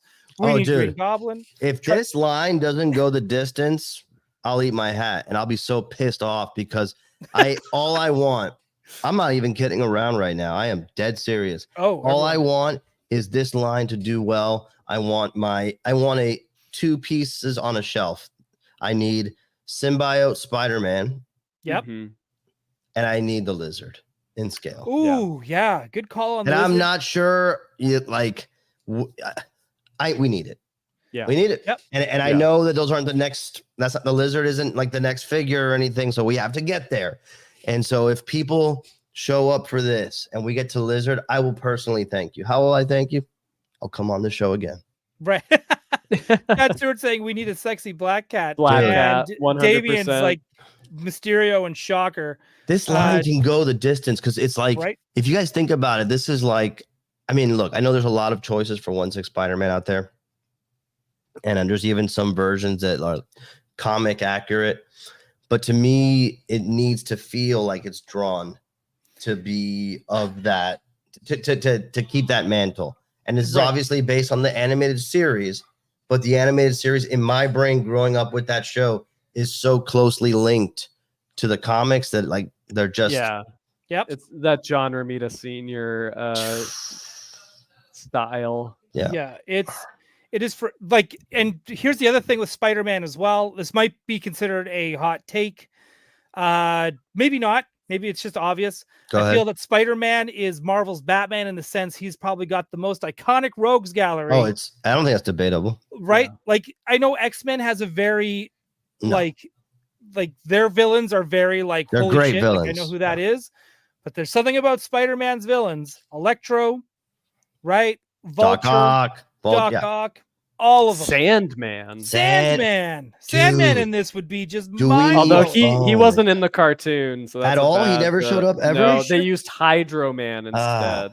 Could you do a Sandman in that style? Just for I'll tell you what, if the line does really well, I bet it would help in the negotiation tactics. We could Sandman's in like some Spider-Man like Spider-Man and His Amazing Friends. That's crazy. I never noticed that. I didn't notice that either. And I rewatched the series I think last year. I rewatched it. Is there no concept art anywhere? I think Electro isn't in it either. What? Yeah. No. Because they're in like because in originally it was Hobgoblin instead of Green Goblin, and eventually they brought in Hobgoblin. We got Chameleon in the series for sure. We have to Scorpion. Scorpion's great. We imagine we have to do like the Electric Company Spider-Man Electro, where he's like, like in that little meme. Here we go. Right, Damien, Rocket Racer, and Big Wheel. Yeah, that'll be Marvel Legends needs to get on Rocket Racer. What is even taking them so long? the blue Punisher with the trench coat. Another good the Carnage design in this show is excellent, by the way. Yeah. As somebody who was like lukewarm on Carnage as a kid, I mean, I loved Carnage in every iteration but the comics, but the design. I'm not a Carnage guy either. I'm with you on that. I mean, I liked him in the video games. I had a couple toys I really liked. He had a cool design. I just didn't care about the character. But the design in the cartoon was great. They had more of the blacked out face. I really liked the Ben Reilly Carnage, the Spider Carnage. Same here. Great cover. And he shows up in the cartoon too. There's a Spider Carnage. But that's an iconic cover though. Yeah. When I think of like 90s Spider-Man, I think of that one. Marvel Legends did a version of that one too, which is fun. But yes, you need to do one, Alex, today. Yeah. Deep down inside, this is King Panther. Deep down inside, Alex is thinking, you guys have no idea what I can make Craven or Scorpion look like. Well, what I really am thinking is like, wait, you guys see my J. Jonah Jameson in the double-breasted suit? I would love to do that. I would love that. Take a crack at flat top. You could do Blade and Morbius as well. Yeah. Right? Oh yeah. And speaking of flat tops, once again, like wait till you see all the Venom accessories. I can't wait for you guys to see like the tongue heads and like it's. I didn't even think of that. This one here too. Oh, Omega Weapon 13. I want to see a man spider. Yes, 100%. Oh, that might be coming for your lizard position. Peter. No, don't start, man. Come on. The man, no. Lizard, the man spider animated Toy Biz figure, I think it's awesome, but that's after Sinister Six or whatever. Like, come on. Well, Man Spider, I think, is up there in Man Bat, where he'd have like I don't want to like screw myself over. I'm looking it up right now. But he would make a great convention exclusive. Hold on, let me just double check this. Right? He's an awesome character, dude. He's great. I remember having that toy. It's awesome. No, it's really awesome, but no, get the fuck out of here. Let's do it. Let's do an Aunt May. Let's do, dude. See, I'm all for that. After Lizard. What if Lizard came with Aunt May? Betty Brant, Felicia Hardy. Come on, let's Black Cat needs to happen. Yeah. Yes, Black Cat, but I want her and her like glasses. Who are the best female, like femme fatale female characters in the Spider-Man animated series? For sure, Mary Jane. Yep. Black Cat. Betty Brant. You put her up there? I love Betty Brant, but no. But I'm just saying. Isn't that it for the like female? Yeah. Is there a Madam? Did Madam Web show up? Yeah, Madam Web shows up for sure. That would be Madam Web all day long. Imagine people losing their mind if we do animated Aunt May before animated Alfred. What if you did them as a 2-pack? Yeah, I feel that. Mondo announces Marvel DC crossover. Everyone's like, thinking, oh. Dude, I actually think that would do really well, and I think it would blow people's minds. Silver Sable's a good call. Right? Silver Sable is a good call. I don't think I've seen that. Damien and Johnny. Silver Sable. Like, no, I'm just thinking, yeah. You know, Gwen Stacy. If it does well, you never know what could happen. But yeah, it better be Lizard. But you're right. Okay, let me do this real quick with you and the audience, whoever wants to chime in. I'm just gonna do a bracket. You say who needs to be released first in a fantasy release. Do you want me to set up a poll? No, it's too much work. Okay. It's really easy. Look. So we saw Spider-Man and Venom are coming out. Okay, done. Next villain. Should it be, I'm just being hypothetical. Do not hold me to any of this. Doc Ock or Lizard? Be honest. Be honest. Wait, are you asking us or you guys, the chat? Anyway, who should come out first? Yeah. Doc Ock or Lizard? Because put it in the chat. Let's say the line collapses, nobody buys it, and that's the last figure that comes out. So there's a chance that you don't get the one that you don't pick. And don't do it for me. Just be honest. Okay. Doc Ock or Lizard? If you did Lizard, would he come with a soft goods trench coat or would it be sculpted? I just feel like it has to. I feel like it would have to be. Were the animators? I mean, I think. Like, and you could do a wire too at the bottom, so it looks like it's a. You could do it like a cape. That vinyl plastic that like the old Toy Biz figures used to use. Yeah. Let me think about that. The cape on Phantasm is really nice. Yeah. So I mean, it could still be that. Like, it could still be that. It's split in the chat. You guys got to decide. Okay, I feel like there's so much you could do with Doc Ock because you could do tentacles that specifically that he stands on. Just say what you want to say. Oh, I can't, dude. This is like, who do you? I have a second question after. I'll go with Lizard because like that color scheme, that kind of like bluish green color scheme is like so Spider-Man. Think of the Marvel Legends Hasbro did. It was amazing. Yeah, I'm also gonna go with Lizard just because swappable what you can heads. Do with, yeah, that's where I'm going. The alternate heads that you could do.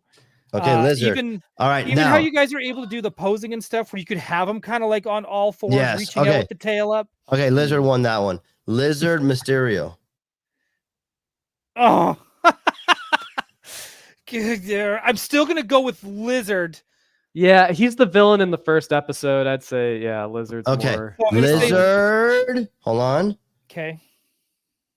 Oh my god. Lizard Green Goblin with a glider. I'm gonna say Goblin because Peter's coming with that hand that holds the Goblin mask. Plus, you can add in the couple Norman Osborn heads in general. You can have them like to the confused. What's happened to me? I'm not mad at that choice. I don't want right? it to be the right choice, but it is the right choice. Right? And then you do another Norman Osborn where he looks insane. Yeah. And you've got like at least another 3 Goblin heads. You can go You're with right. this. What- Plus the glider, pumpkin bombs. Yeah. You're right. What if the Lizard comes with the Neogenic Recombinator? Oh my. The fact you remember all this shit sometimes, Alex, blows my mind. It's amazing. You gotta remember the Neogenic Recombinator. Yeah, They Torque. say it like 500 times in that episode. That's true. Because even when you say it, I still hear Peter Parker. I hear Right? toys. No. I hear toy shiz at this point. No, Yeah. I acknowledge that Green Goblin is the actual right choice. And I'll tell you this, and I'm asking for the fans and the collectors to rally behind this line for one reason. Okay. We got to get J. Jonah Jameson. Yeah. Gotta get J. And He's that's the not true going to be... villain. He's the true Joker to Dude, Spider-Man. that's not going to be easy to get to J. Jonah Jameson. We got to get those big characters out. So, like, people, let's do a hashtag, like, do it for JJJ, do it for Triple J, whatever it is. Like, whatever we got to do, let's just support the line so we can get that. And imagine it, instead of a million accessories, it just comes with his desk.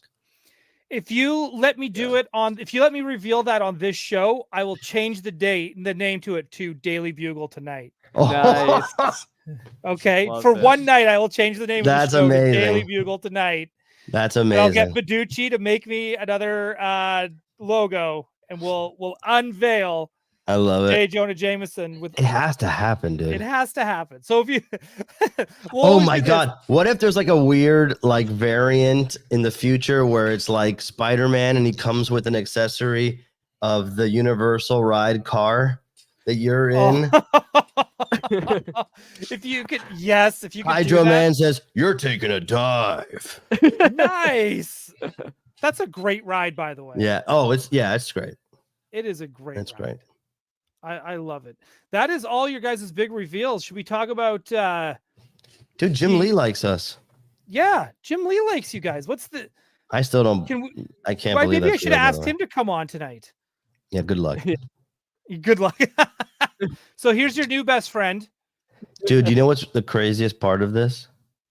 That in order to get this to happen, like I had to text Jim Lee frequently. Like I had to have conversations with him via text, and that was super weird. Like he was awesome and normal and cool as a cucumber. I was just like trying to just make sure I keep it in the normal, not fan lane. You know what I'm saying? Like Did you Yeah. use a lot of exclamation net, points? not once. Emojis, Not like once. crying Nope. emoji and like, Nope. I even considered deleting caps off the beginning of my sentence just to be like super cool. yeah. But yeah, dude, I mean, I'm sure a lot of people have stories like this, but I waited in line to meet Jim Lee during the Hush phase Oh wow. of Batman. Nice. Like that, to me, that Batman comic line brought me back into comics in a huge way. Yeah.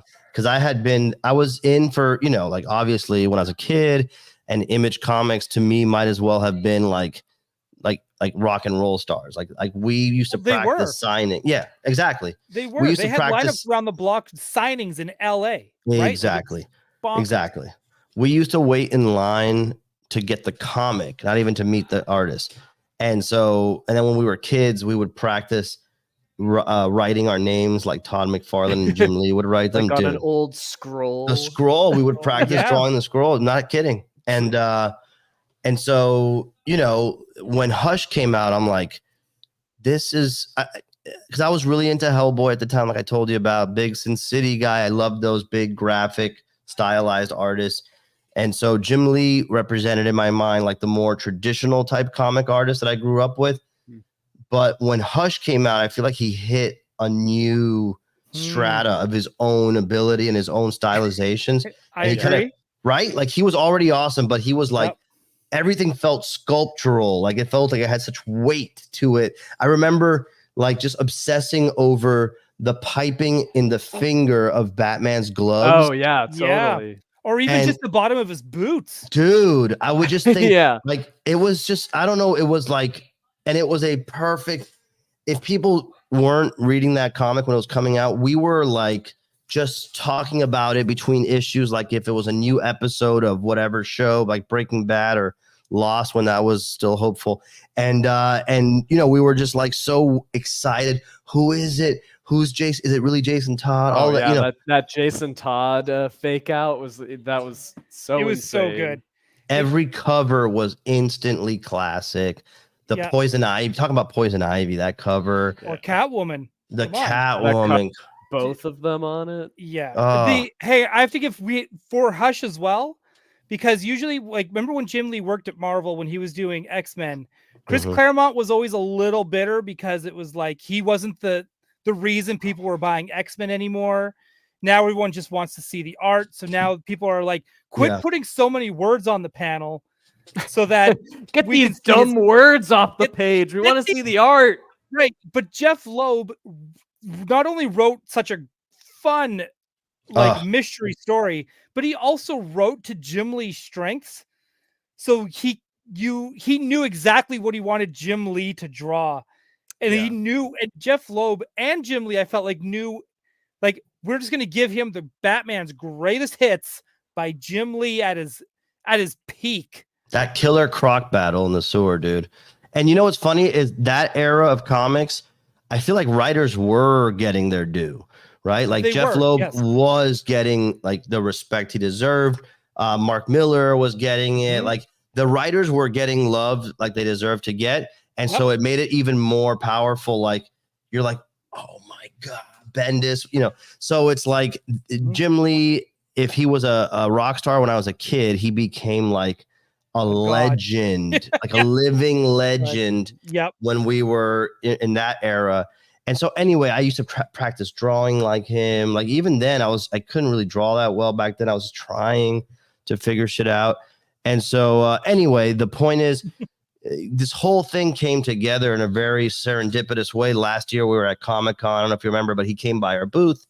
Luckily, some of the folks that represent us on the PR side had worked with him in the past at Warner Brothers, and they said, "Hey, you know, we should bring him by." We were doing an X-Men repro for like X-Men number. What number was that issue with Magneto choking out? 2 X-Men 2. X-Men 2. Yeah. And he came by and he wanted to see it. It was cool. And by the way, he flipped out over that Juggernaut vinyl figure. We gave him one at the panel.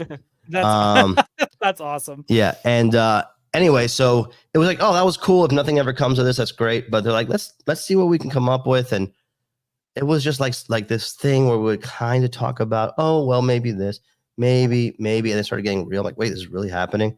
And so finally, like at the panel, we were able to announce that as part of our poster line where we do reproductions of comic covers and panels and interiors, that we are going to work with Jim to figure out what the best pieces are that if you have to choose between all of his incredible stuff, which stuff feels like it should be blown up 24 by 36 to be poster art, right? Right. And he talked about at the panel that part of the emphasis for that is the pieces that really have graphic design sensibilities to them. And so the first ones we have unveiled, the cover of All-Star Batman and Robin #1 and the cover of Superman 205. There are these awesome companion pieces where the Batman is the cooler tones, Superman's the warmer tones, but they both have this central iconic composition where the characters are like facing the viewer, and there's a depth of field happening. With Batman, it's behind him, all of Gotham City, like in that great perspective. With Superman, it's all the bullets like whizzing past you, over your shoulder as a viewer. It's just amazing to see them at that scale, because then you kind of feel like you're in scale with the characters almost, right? And being able to print them on foil paper like we're doing with these. Shout out to John Smith, our art director on posters, capturing the exact detail and everything. But the most exciting thing that came of all this is that Jim agreed to do a brand new exclusive image for Mondo of Batman. And if you look at it, you'll see this is exclusively for Mondo. What's the giveaway? Well, there's Mondo graffiti on the wall. And who's the number one graffiti artist at Mondo? Alex Brewer. And so if you've ever I tagged all these. He carries a little black book with him. But but it's amazing because we're going to have this beautiful piece of art. We gave it away as mini prints at the con. Anybody who came to our panel, which by the way, in the future, if we're at a con and you're at the con and we say you don't want to skip it, I will not use that lightly. Show up, because everybody who came to the panel got a little ticket. They were able to claim their free mini print of this image, exclusive. And so in the future, we will be reproducing it as a large screen print. But it's just amazing. We're going to be doing screen prints of Jim's DC work every other month for a year, right? Every other month. And we're going to be doing like full color prints. We're going to do prints of just the line art, the inks, which we did for Comic-Con. We did a very limited number of just the inks for the Superman 205 and also our Batman Robin 1. So great way if you're a Jim Lee fan. I imagine if you're watching this stream, you probably are a fan of Jim Lee's work, to get a piece of his comic art blown up at a size where you can really see this artwork in a new light almost for the first time. And it really does, like, seeing the Batman and Superman posters in person, like his art really does lend itself well to the sort of larger size, because it is so like bombastic, and like his figure work is like, they almost do like look like these giant statues, they're so like three-dimensional and well rendered. And yeah, I sent this video to Doell so he could. I found this. Jim Lee posted it. He had the original artwork already available at his dealer's booth at Comic-Con, which I thought was so freaking cool, because it was next to other classic pieces of artwork for sale, and it just made it feel more real somehow that his art dealer was. And he even says the piece for the Mondo print. It's just crazy because, Mondo to me is just us guys and gals hanging out, working on stuff. So when it gets called out like that in a big way, it just feels weird and cool and surreal. So, it's an honor that Jim would even give us this nod, much less, create something original, exclusive for us. So be on the lookout. Oh, so I'm sorry. I don't mean to step on it, but it's so cool, the like skulls and stuff that he incorporated in there. Like, I didn't ask for anything, but that's exactly what I would have asked for. Jim Lee's no stranger to sort of like homage was his his branding, but like he his influence of Frank Miller and Mike Mignola, and I feel like there's definitely in that Batman image there's definitely like Mignola style compositions and shadows and stuff. Like, so awesome, so freaking awesome. And we'll see how it goes. I think it's going to do just great for us, but my goal is to do more of these campaigns where we're working with a living artist, while they're in their, glory, right? Not just, do stuff for artists who are no longer with us, but be able to say, hey, we're so inspired by your work. We're so grateful that you do what you do because it's inspired us to do what we do. Let's honor your work with something like this. So it's super exciting. Be on the lookout for a lot more. They're awesome. The pieces that are coming are amazing. Yeah, I'm with Stupid Sandwich on this one. At C2E2, there's going to be a giant 70-foot silk print of Batman 616 featuring Batman and Nightwing. That's like one of my favorite issues. Wow. Yeah, that's a great one. Do you know what I don't know about should do? 70-foot silk print. Hey, instead of that cover, you should do the inside spread of the Batcave with all the garage of the Batmobiles. Yes. I love that image. That turning wheel thing. Yeah. Oh, yeah. That's the one to do. Evil Genius as well. How about some Joe Mad? Yes. Could you get some Joe Mad X-Men in there? Good. That'd be Joe great. Mad would be a great one. There's a few I would love to do. Art Adams. I know you already spoke about him. He's a good choice. And someone else who I feel it would be a really good choice, very modern, very new, but I think this man is very special. Yeah, definitely Dan Mora. This was look at this beautiful mural booth. was so gigantic. It was amazing to see. Like they're like larger than life. Like I took a photo where there was a guy standing right next to Batman. And he was tiny. Like, it's the best thing of Comic-Con is being next to these giant booths and seeing they're like monuments. Yeah, that's what this looks cool. Like. It is so insane. Good. Yeah, man. So a lot of exciting stuff. I'm super excited to be able to have announced all this with all the whole team. It was just so cool being there with Alex and Hector and everybody at Mondo. It was just awesome. And and you guys had an awesome booth, and it just already, like I said, like again, I gotta thank you again, Peter, for helping my boy Carlos out. He was having a rough go. My pleasure. He was just like, and he was over the moon. He's just like, it's just the coolest booth. It's so awesome. Like he loved it. And again, seeing everyone, like all the sculptors are just kind of being there. It really, like, I was like, holy shit. Like this is now, I feel like the toy sculptors right now, the ones that are really getting featured places, like this is now like this is where we are in our Image Comics era of toy. Dude, that's exactly what I had hoped would happen. You know, I was just on a call this morning with our team, you know, as our San Diego Comic-Con retrospective meeting, and saying that my favorite thing that happened at Comic-Con this year is that people walk up to Alex Brewer, know him, love him, want to say hi. People walk up to Nolan Fleming, our in-house designer who designed our booth, our pins, our shirts, our logos, and they want to say hi and know him and meet him. You know, Hector and I, and even Alex, are always on camera, but it's important for me that people know and get to know all the amazing people that work at Mondo, because working at Mondo is an honor. It is really amazing. A lot of doors are open to us. We get to work on a lot of amazing projects, and, you know, we get to create things that didn't exist, you know, previously.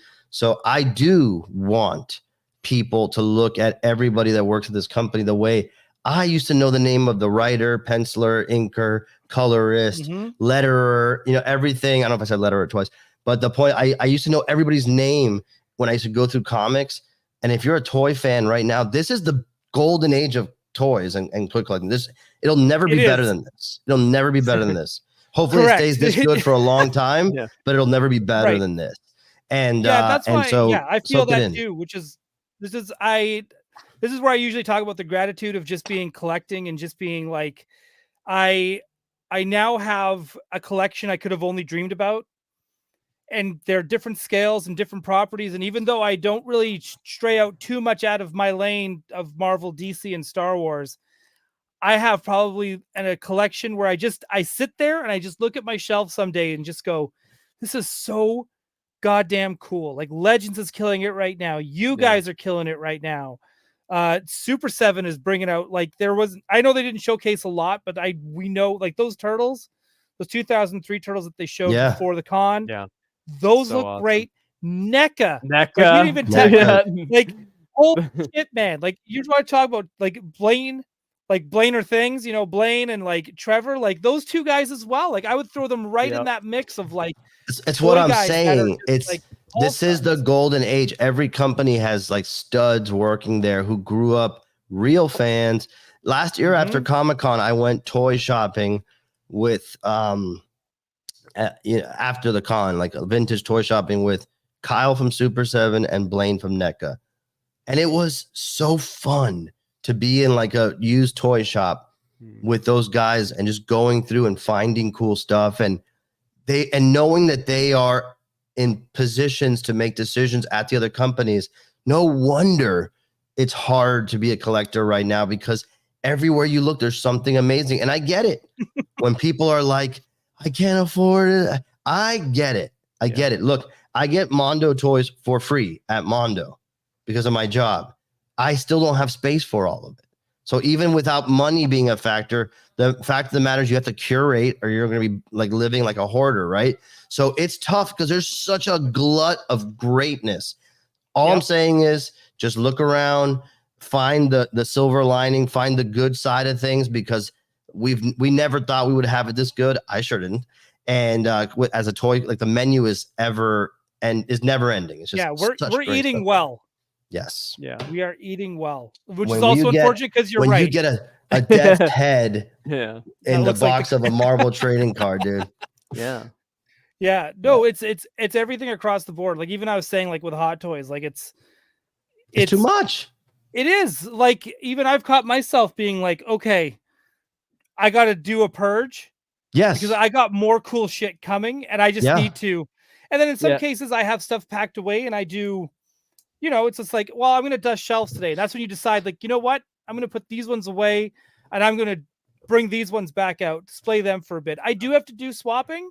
Yeah, I don't live in a giant place. I live in the most expensive city in North America. This case behind me, I just bought it this past year. This is my new parameter.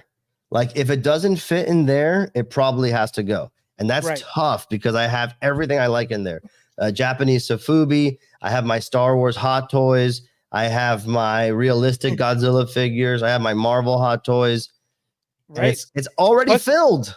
You're going to need these NECA Sesame Street figures as well. They're amazing.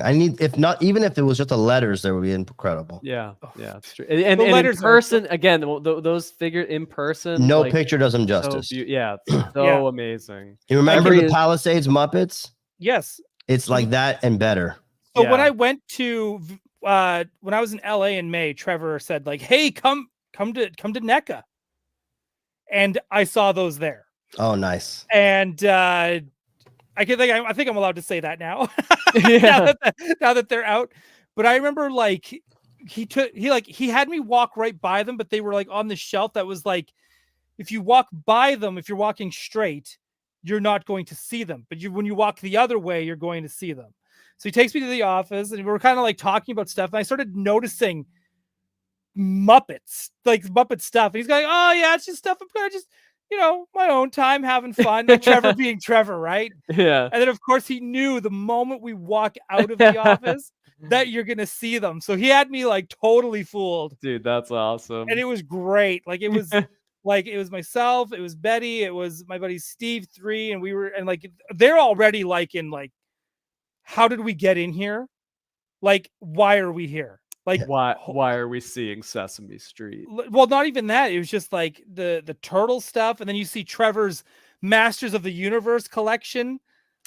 Yeah. With his Eternia and stuff. Like everyone's just like, and we're all in the same boat. Mondo is so nice. Like they're like, be honest. Are they doing a Stuck for you, Ryan? Was that your insistence? I am certain that it was. He's got a MOTU MOTU build. I think some of that's seeping in. I am totally certain that Ace Duck was made for me. Shout out to Tommy Hodges. Oh, what's Tommy! up, Tommy? Hey. Tommy sculpted a Scaremare that was on display there, looking beautiful, and that the Colossus version of Juggernaut was a huge hit. Huge hit, dude. We found that that Juggernaut's fist is the same size as my fist. Yeah. In fact, its thumb is bigger than. Yeah, I was gonna say it's bigger than mine. Yeah. So Tommy's work on that Scaremare is just like we said. Alex Brewer's Ghostbuster push was one of those stories for toy industry history. I think Tommy's Scaremare is just that as well, because creating something and contributing back to canon is like, how many times are you gonna see that? How many times do you see that? You just don't see it. And it's got to be one of the. It's got to be one of the biggest toys that glow ever. Like, biggest glow. I love that it's like, it's one of these things now where I can't get it out of my head, where I can see Scareglow fighting in the air against She-Ra. Yeah. And I think if you ever get to She-Ra, and what's her steed's name? Swiftwind. If you get to that, I need a photo of those two fighting in the air and then making out or something. I don't know. But it was just the like tongues of the horse. The tongues of the horse. They're like giraffe tongues. But it was like, it is really like, it's insane. Like it's one of these things where it's like, you sometimes wonder if you're having your own convid fever dream. Yeah. Because it just looks so unreal. I can't wait for people to get it. Like you could just buy the horse on its own without knowing the context of it and just be like, yeah, this it is works. amazing. It works as just any old demon horse. Yeah, it's awesome. And we love demon horses here at Gotham City tonight. We love them. Speaking of horse, my voice is almost gone. I was gonna say Nice. you should get off your high horse. I hear it. And I hear go to it bed. going. Yeah, I hear it going. Quit For real, it's horsing happening. around, I just gave my mic COVID. Yeah. All right, you guys. Hey, thank you for having me. I thought I was going to do 20 minutes and we did 2 hours, so we had so much fun. Well, So, you owe Badass an apology because now you're doing 2 hours. Yeah, is what it is. I know, but come on. Still, it's not 3. All right, love you guys. Love Badass. Love George. Peace and love. But I'll see you guys later. Yeah, I'll talk to you Great. soon, dude. See you, Peter. Bye. Thanks for coming on. Do you kick me out? No, we're just How's that work? you just leave, but we'll do this. How do I do Bye, that? Peter. Just you close the I just exit out. All right, bye. Bye. Bye. Hopefully he figures it out. We'll find out if he's still okay. He did. All right, hour 3. Here Hour we go. 3. Well, I'm hoping we'll only be just a few minutes, but I do feel like we need to talk about this. I know Alice is But pissed that she can't be here. Let's just pump the brakes one hot minute and talk about that friggin' shirt you got on. Oh my! That's My X-Men manga shirt? spectacular. That's Hey- amazing. Hang on, I'll show you the. I've never been so. Oh my god! I've never been so jealous of anything in my entire life. That looks so good. Right, and then that says "Snicket" in Oh my Japanese on the top. god, dude! Right. Fucking won the shirt game. I picked it up. I was like, "Hey, it's Wolverine time." Is that the term? Is that how? Yeah, he that's says what he that, said. right? That's what he says. It's Wolverine time. Wolverine time. You know what? I think next week we should try to see if we can get AJ on. I want to see if he's seen Deadpool, Oh yeah. and then you and him should give us your thoughts on the movie. I missed AJ at SDCC. He came by the booth, the Mondo booth. He held up Gambit. He did the whole thing. I wasn't there. I don't even know where the heck I was. I was in the booth most of the time, and the few times where I'd like walk away, that was when like everyone showed up. So Yeah. classic. Okay, shouldn't they be Classic texting you thing. first? Like, "Hey, I'm on the way." Yeah. Like, what the hell? Because of courtesy would be nice. I was also bad at looking at my phone because I was like always busy doing something. When I was in the booth, I didn't want to look like I was on my phone. So. That sounds like popularity problems to me. Yeah. Speaking of popular, the MCU panel went over huge with the Fantastic Four trailer.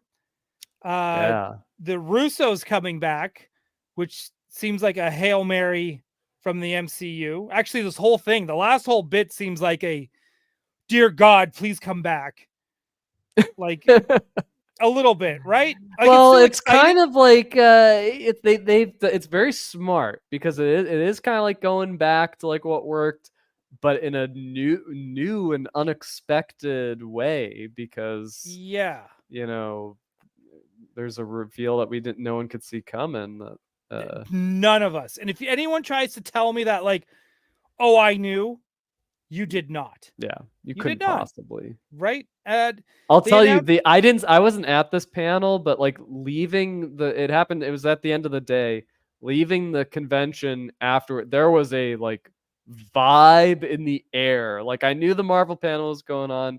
I walked out. I was like, oh, something just happened. Like Yeah. everyone is like buzzing around. Like there's a vibe in the air. I was hearing people like on the phone describe like, and then he stepped forward and he took off like, so this is like I was walking through the convention center. I was hearing this guy on his phone. He's like, and then there were a bunch of them.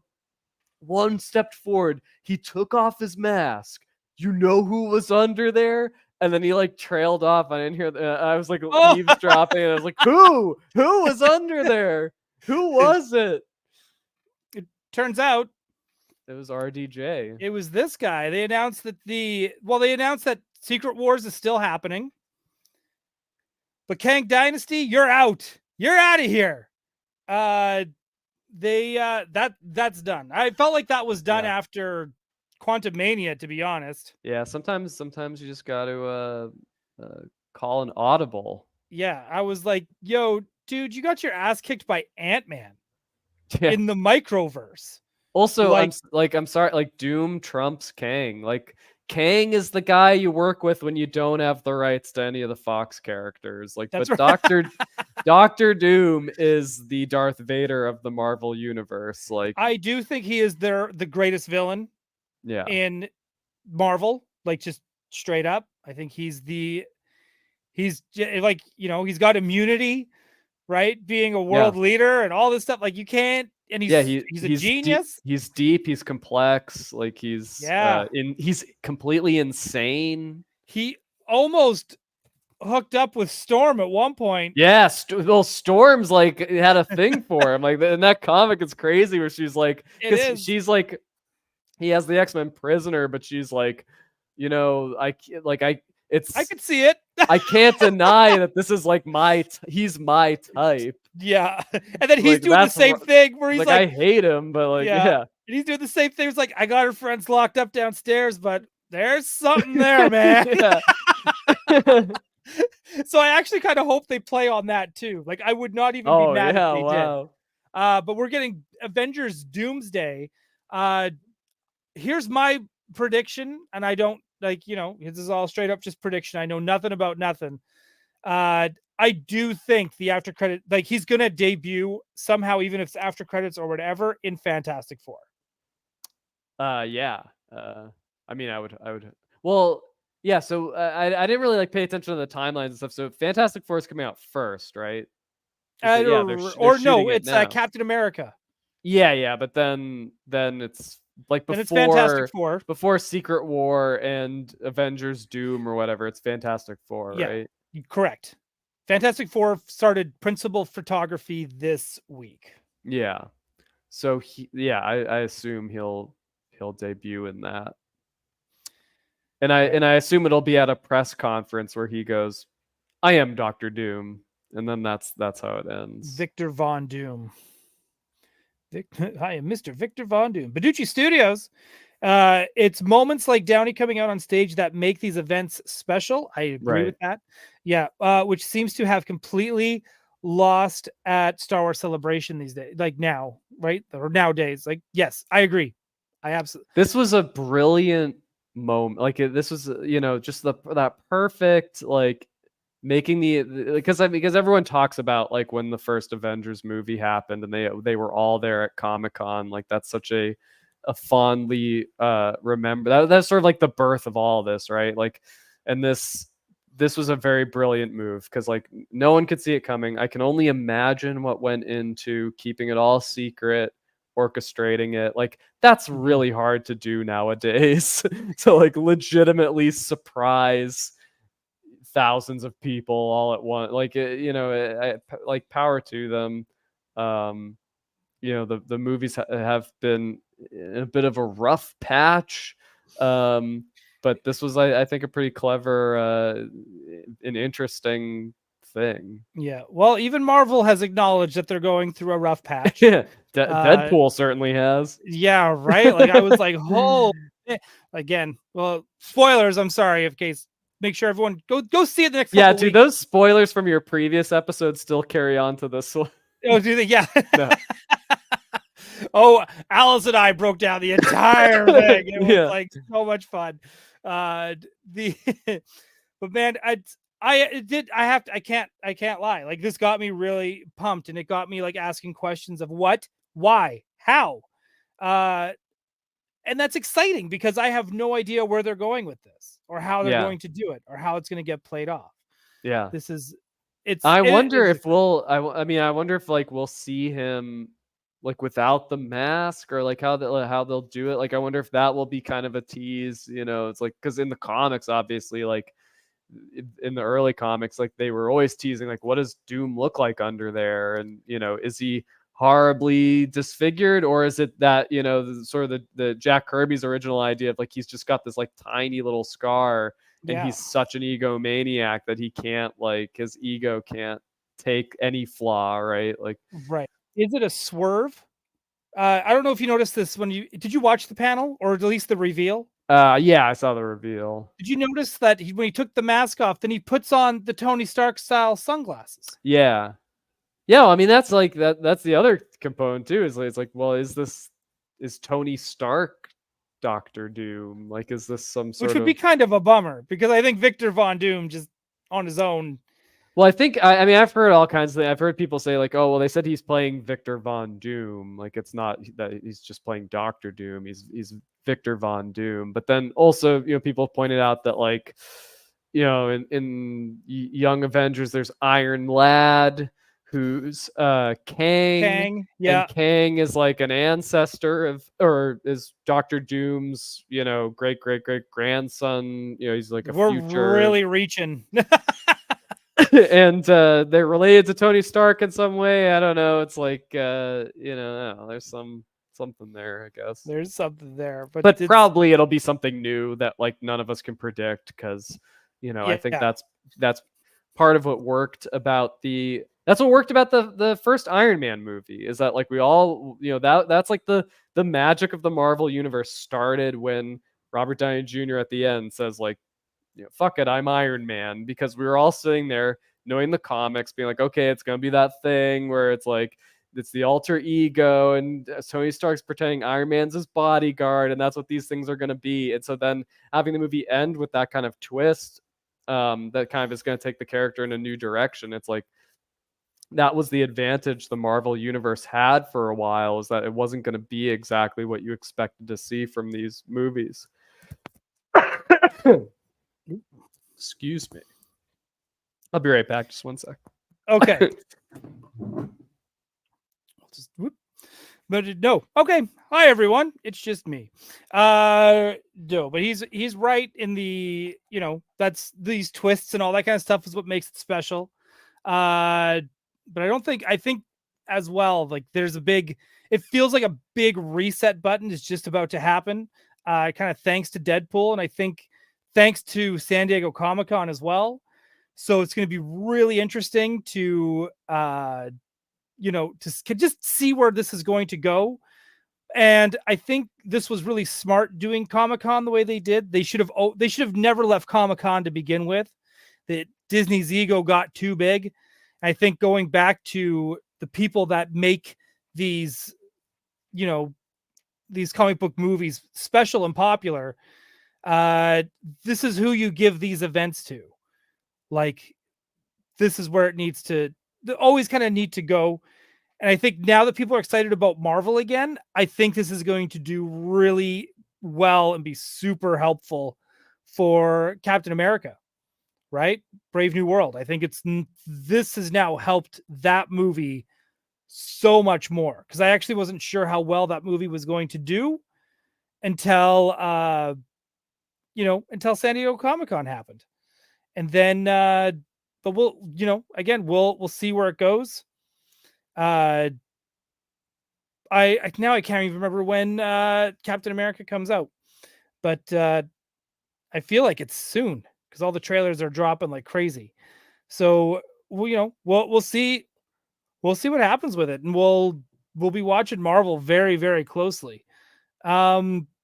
I'll wait for Alex because he's got one last thing to say, but I think one thing we need to talk about before we do end this show is Alex, just give me a thumbs up when you're ready, and I'll bring you right back in. Woo! I was just saying how folks. Captain America's out in February. Thank you very much, Tony Johnson.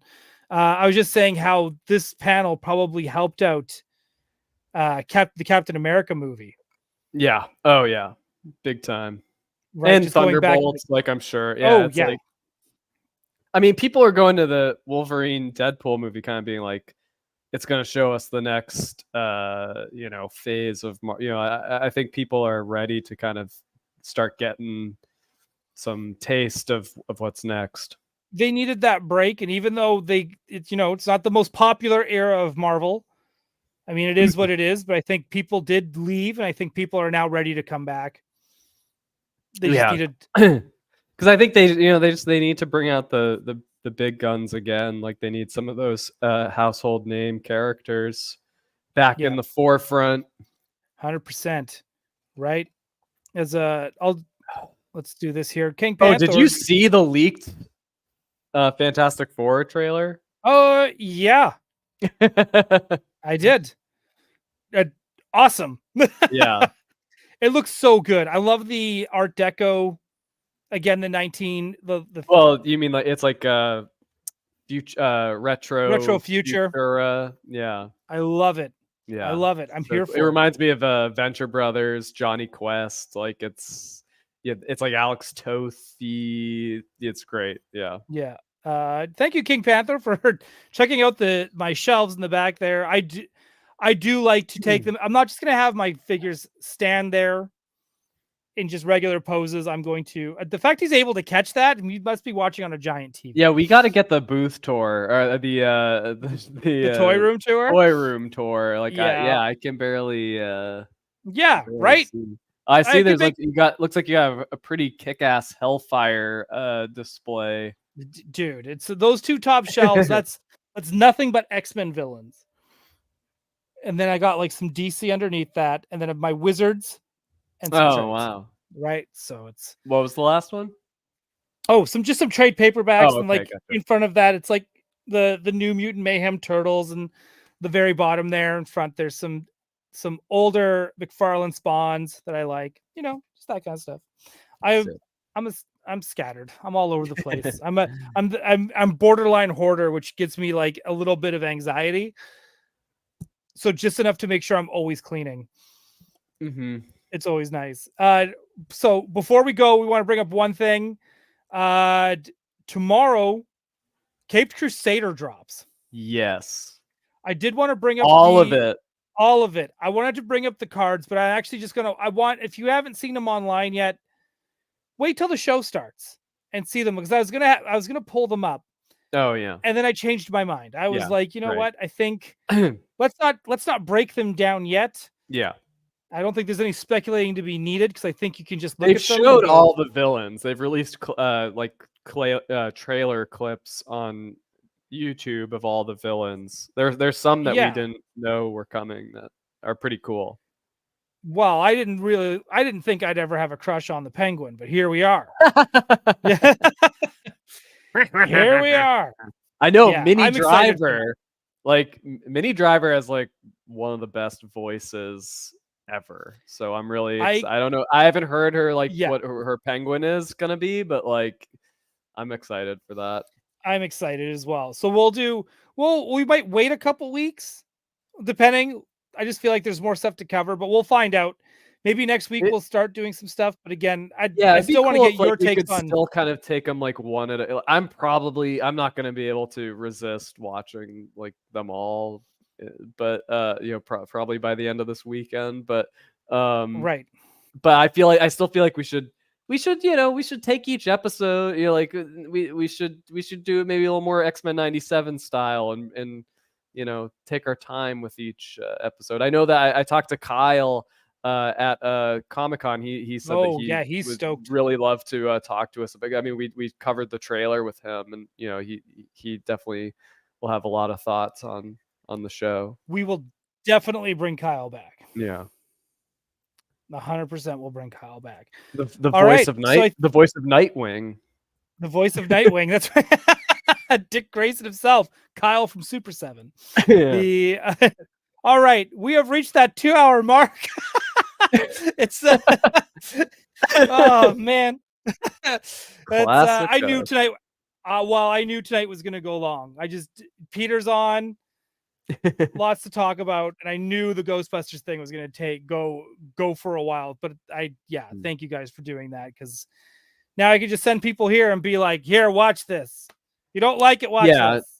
Yeah, and hopefully, more can be elaborated on in the future and all that. But we listen. We're listening to everyone. So, yep. Trying your best. So with that said, I'll be back on Tuesday for Gotham City, or not Gotham, for Toy Anxiety. Then next week we'll be back here for Gotham City Tonight on Wednesday. So, on for myself and Alex. Thank you everyone who tuned in. Thank you for everyone who's still watching at this point. And thank you for anyone who's still watching at this point on the replay. So thank you very much. Have a great rest of your week, and we'll see you next week.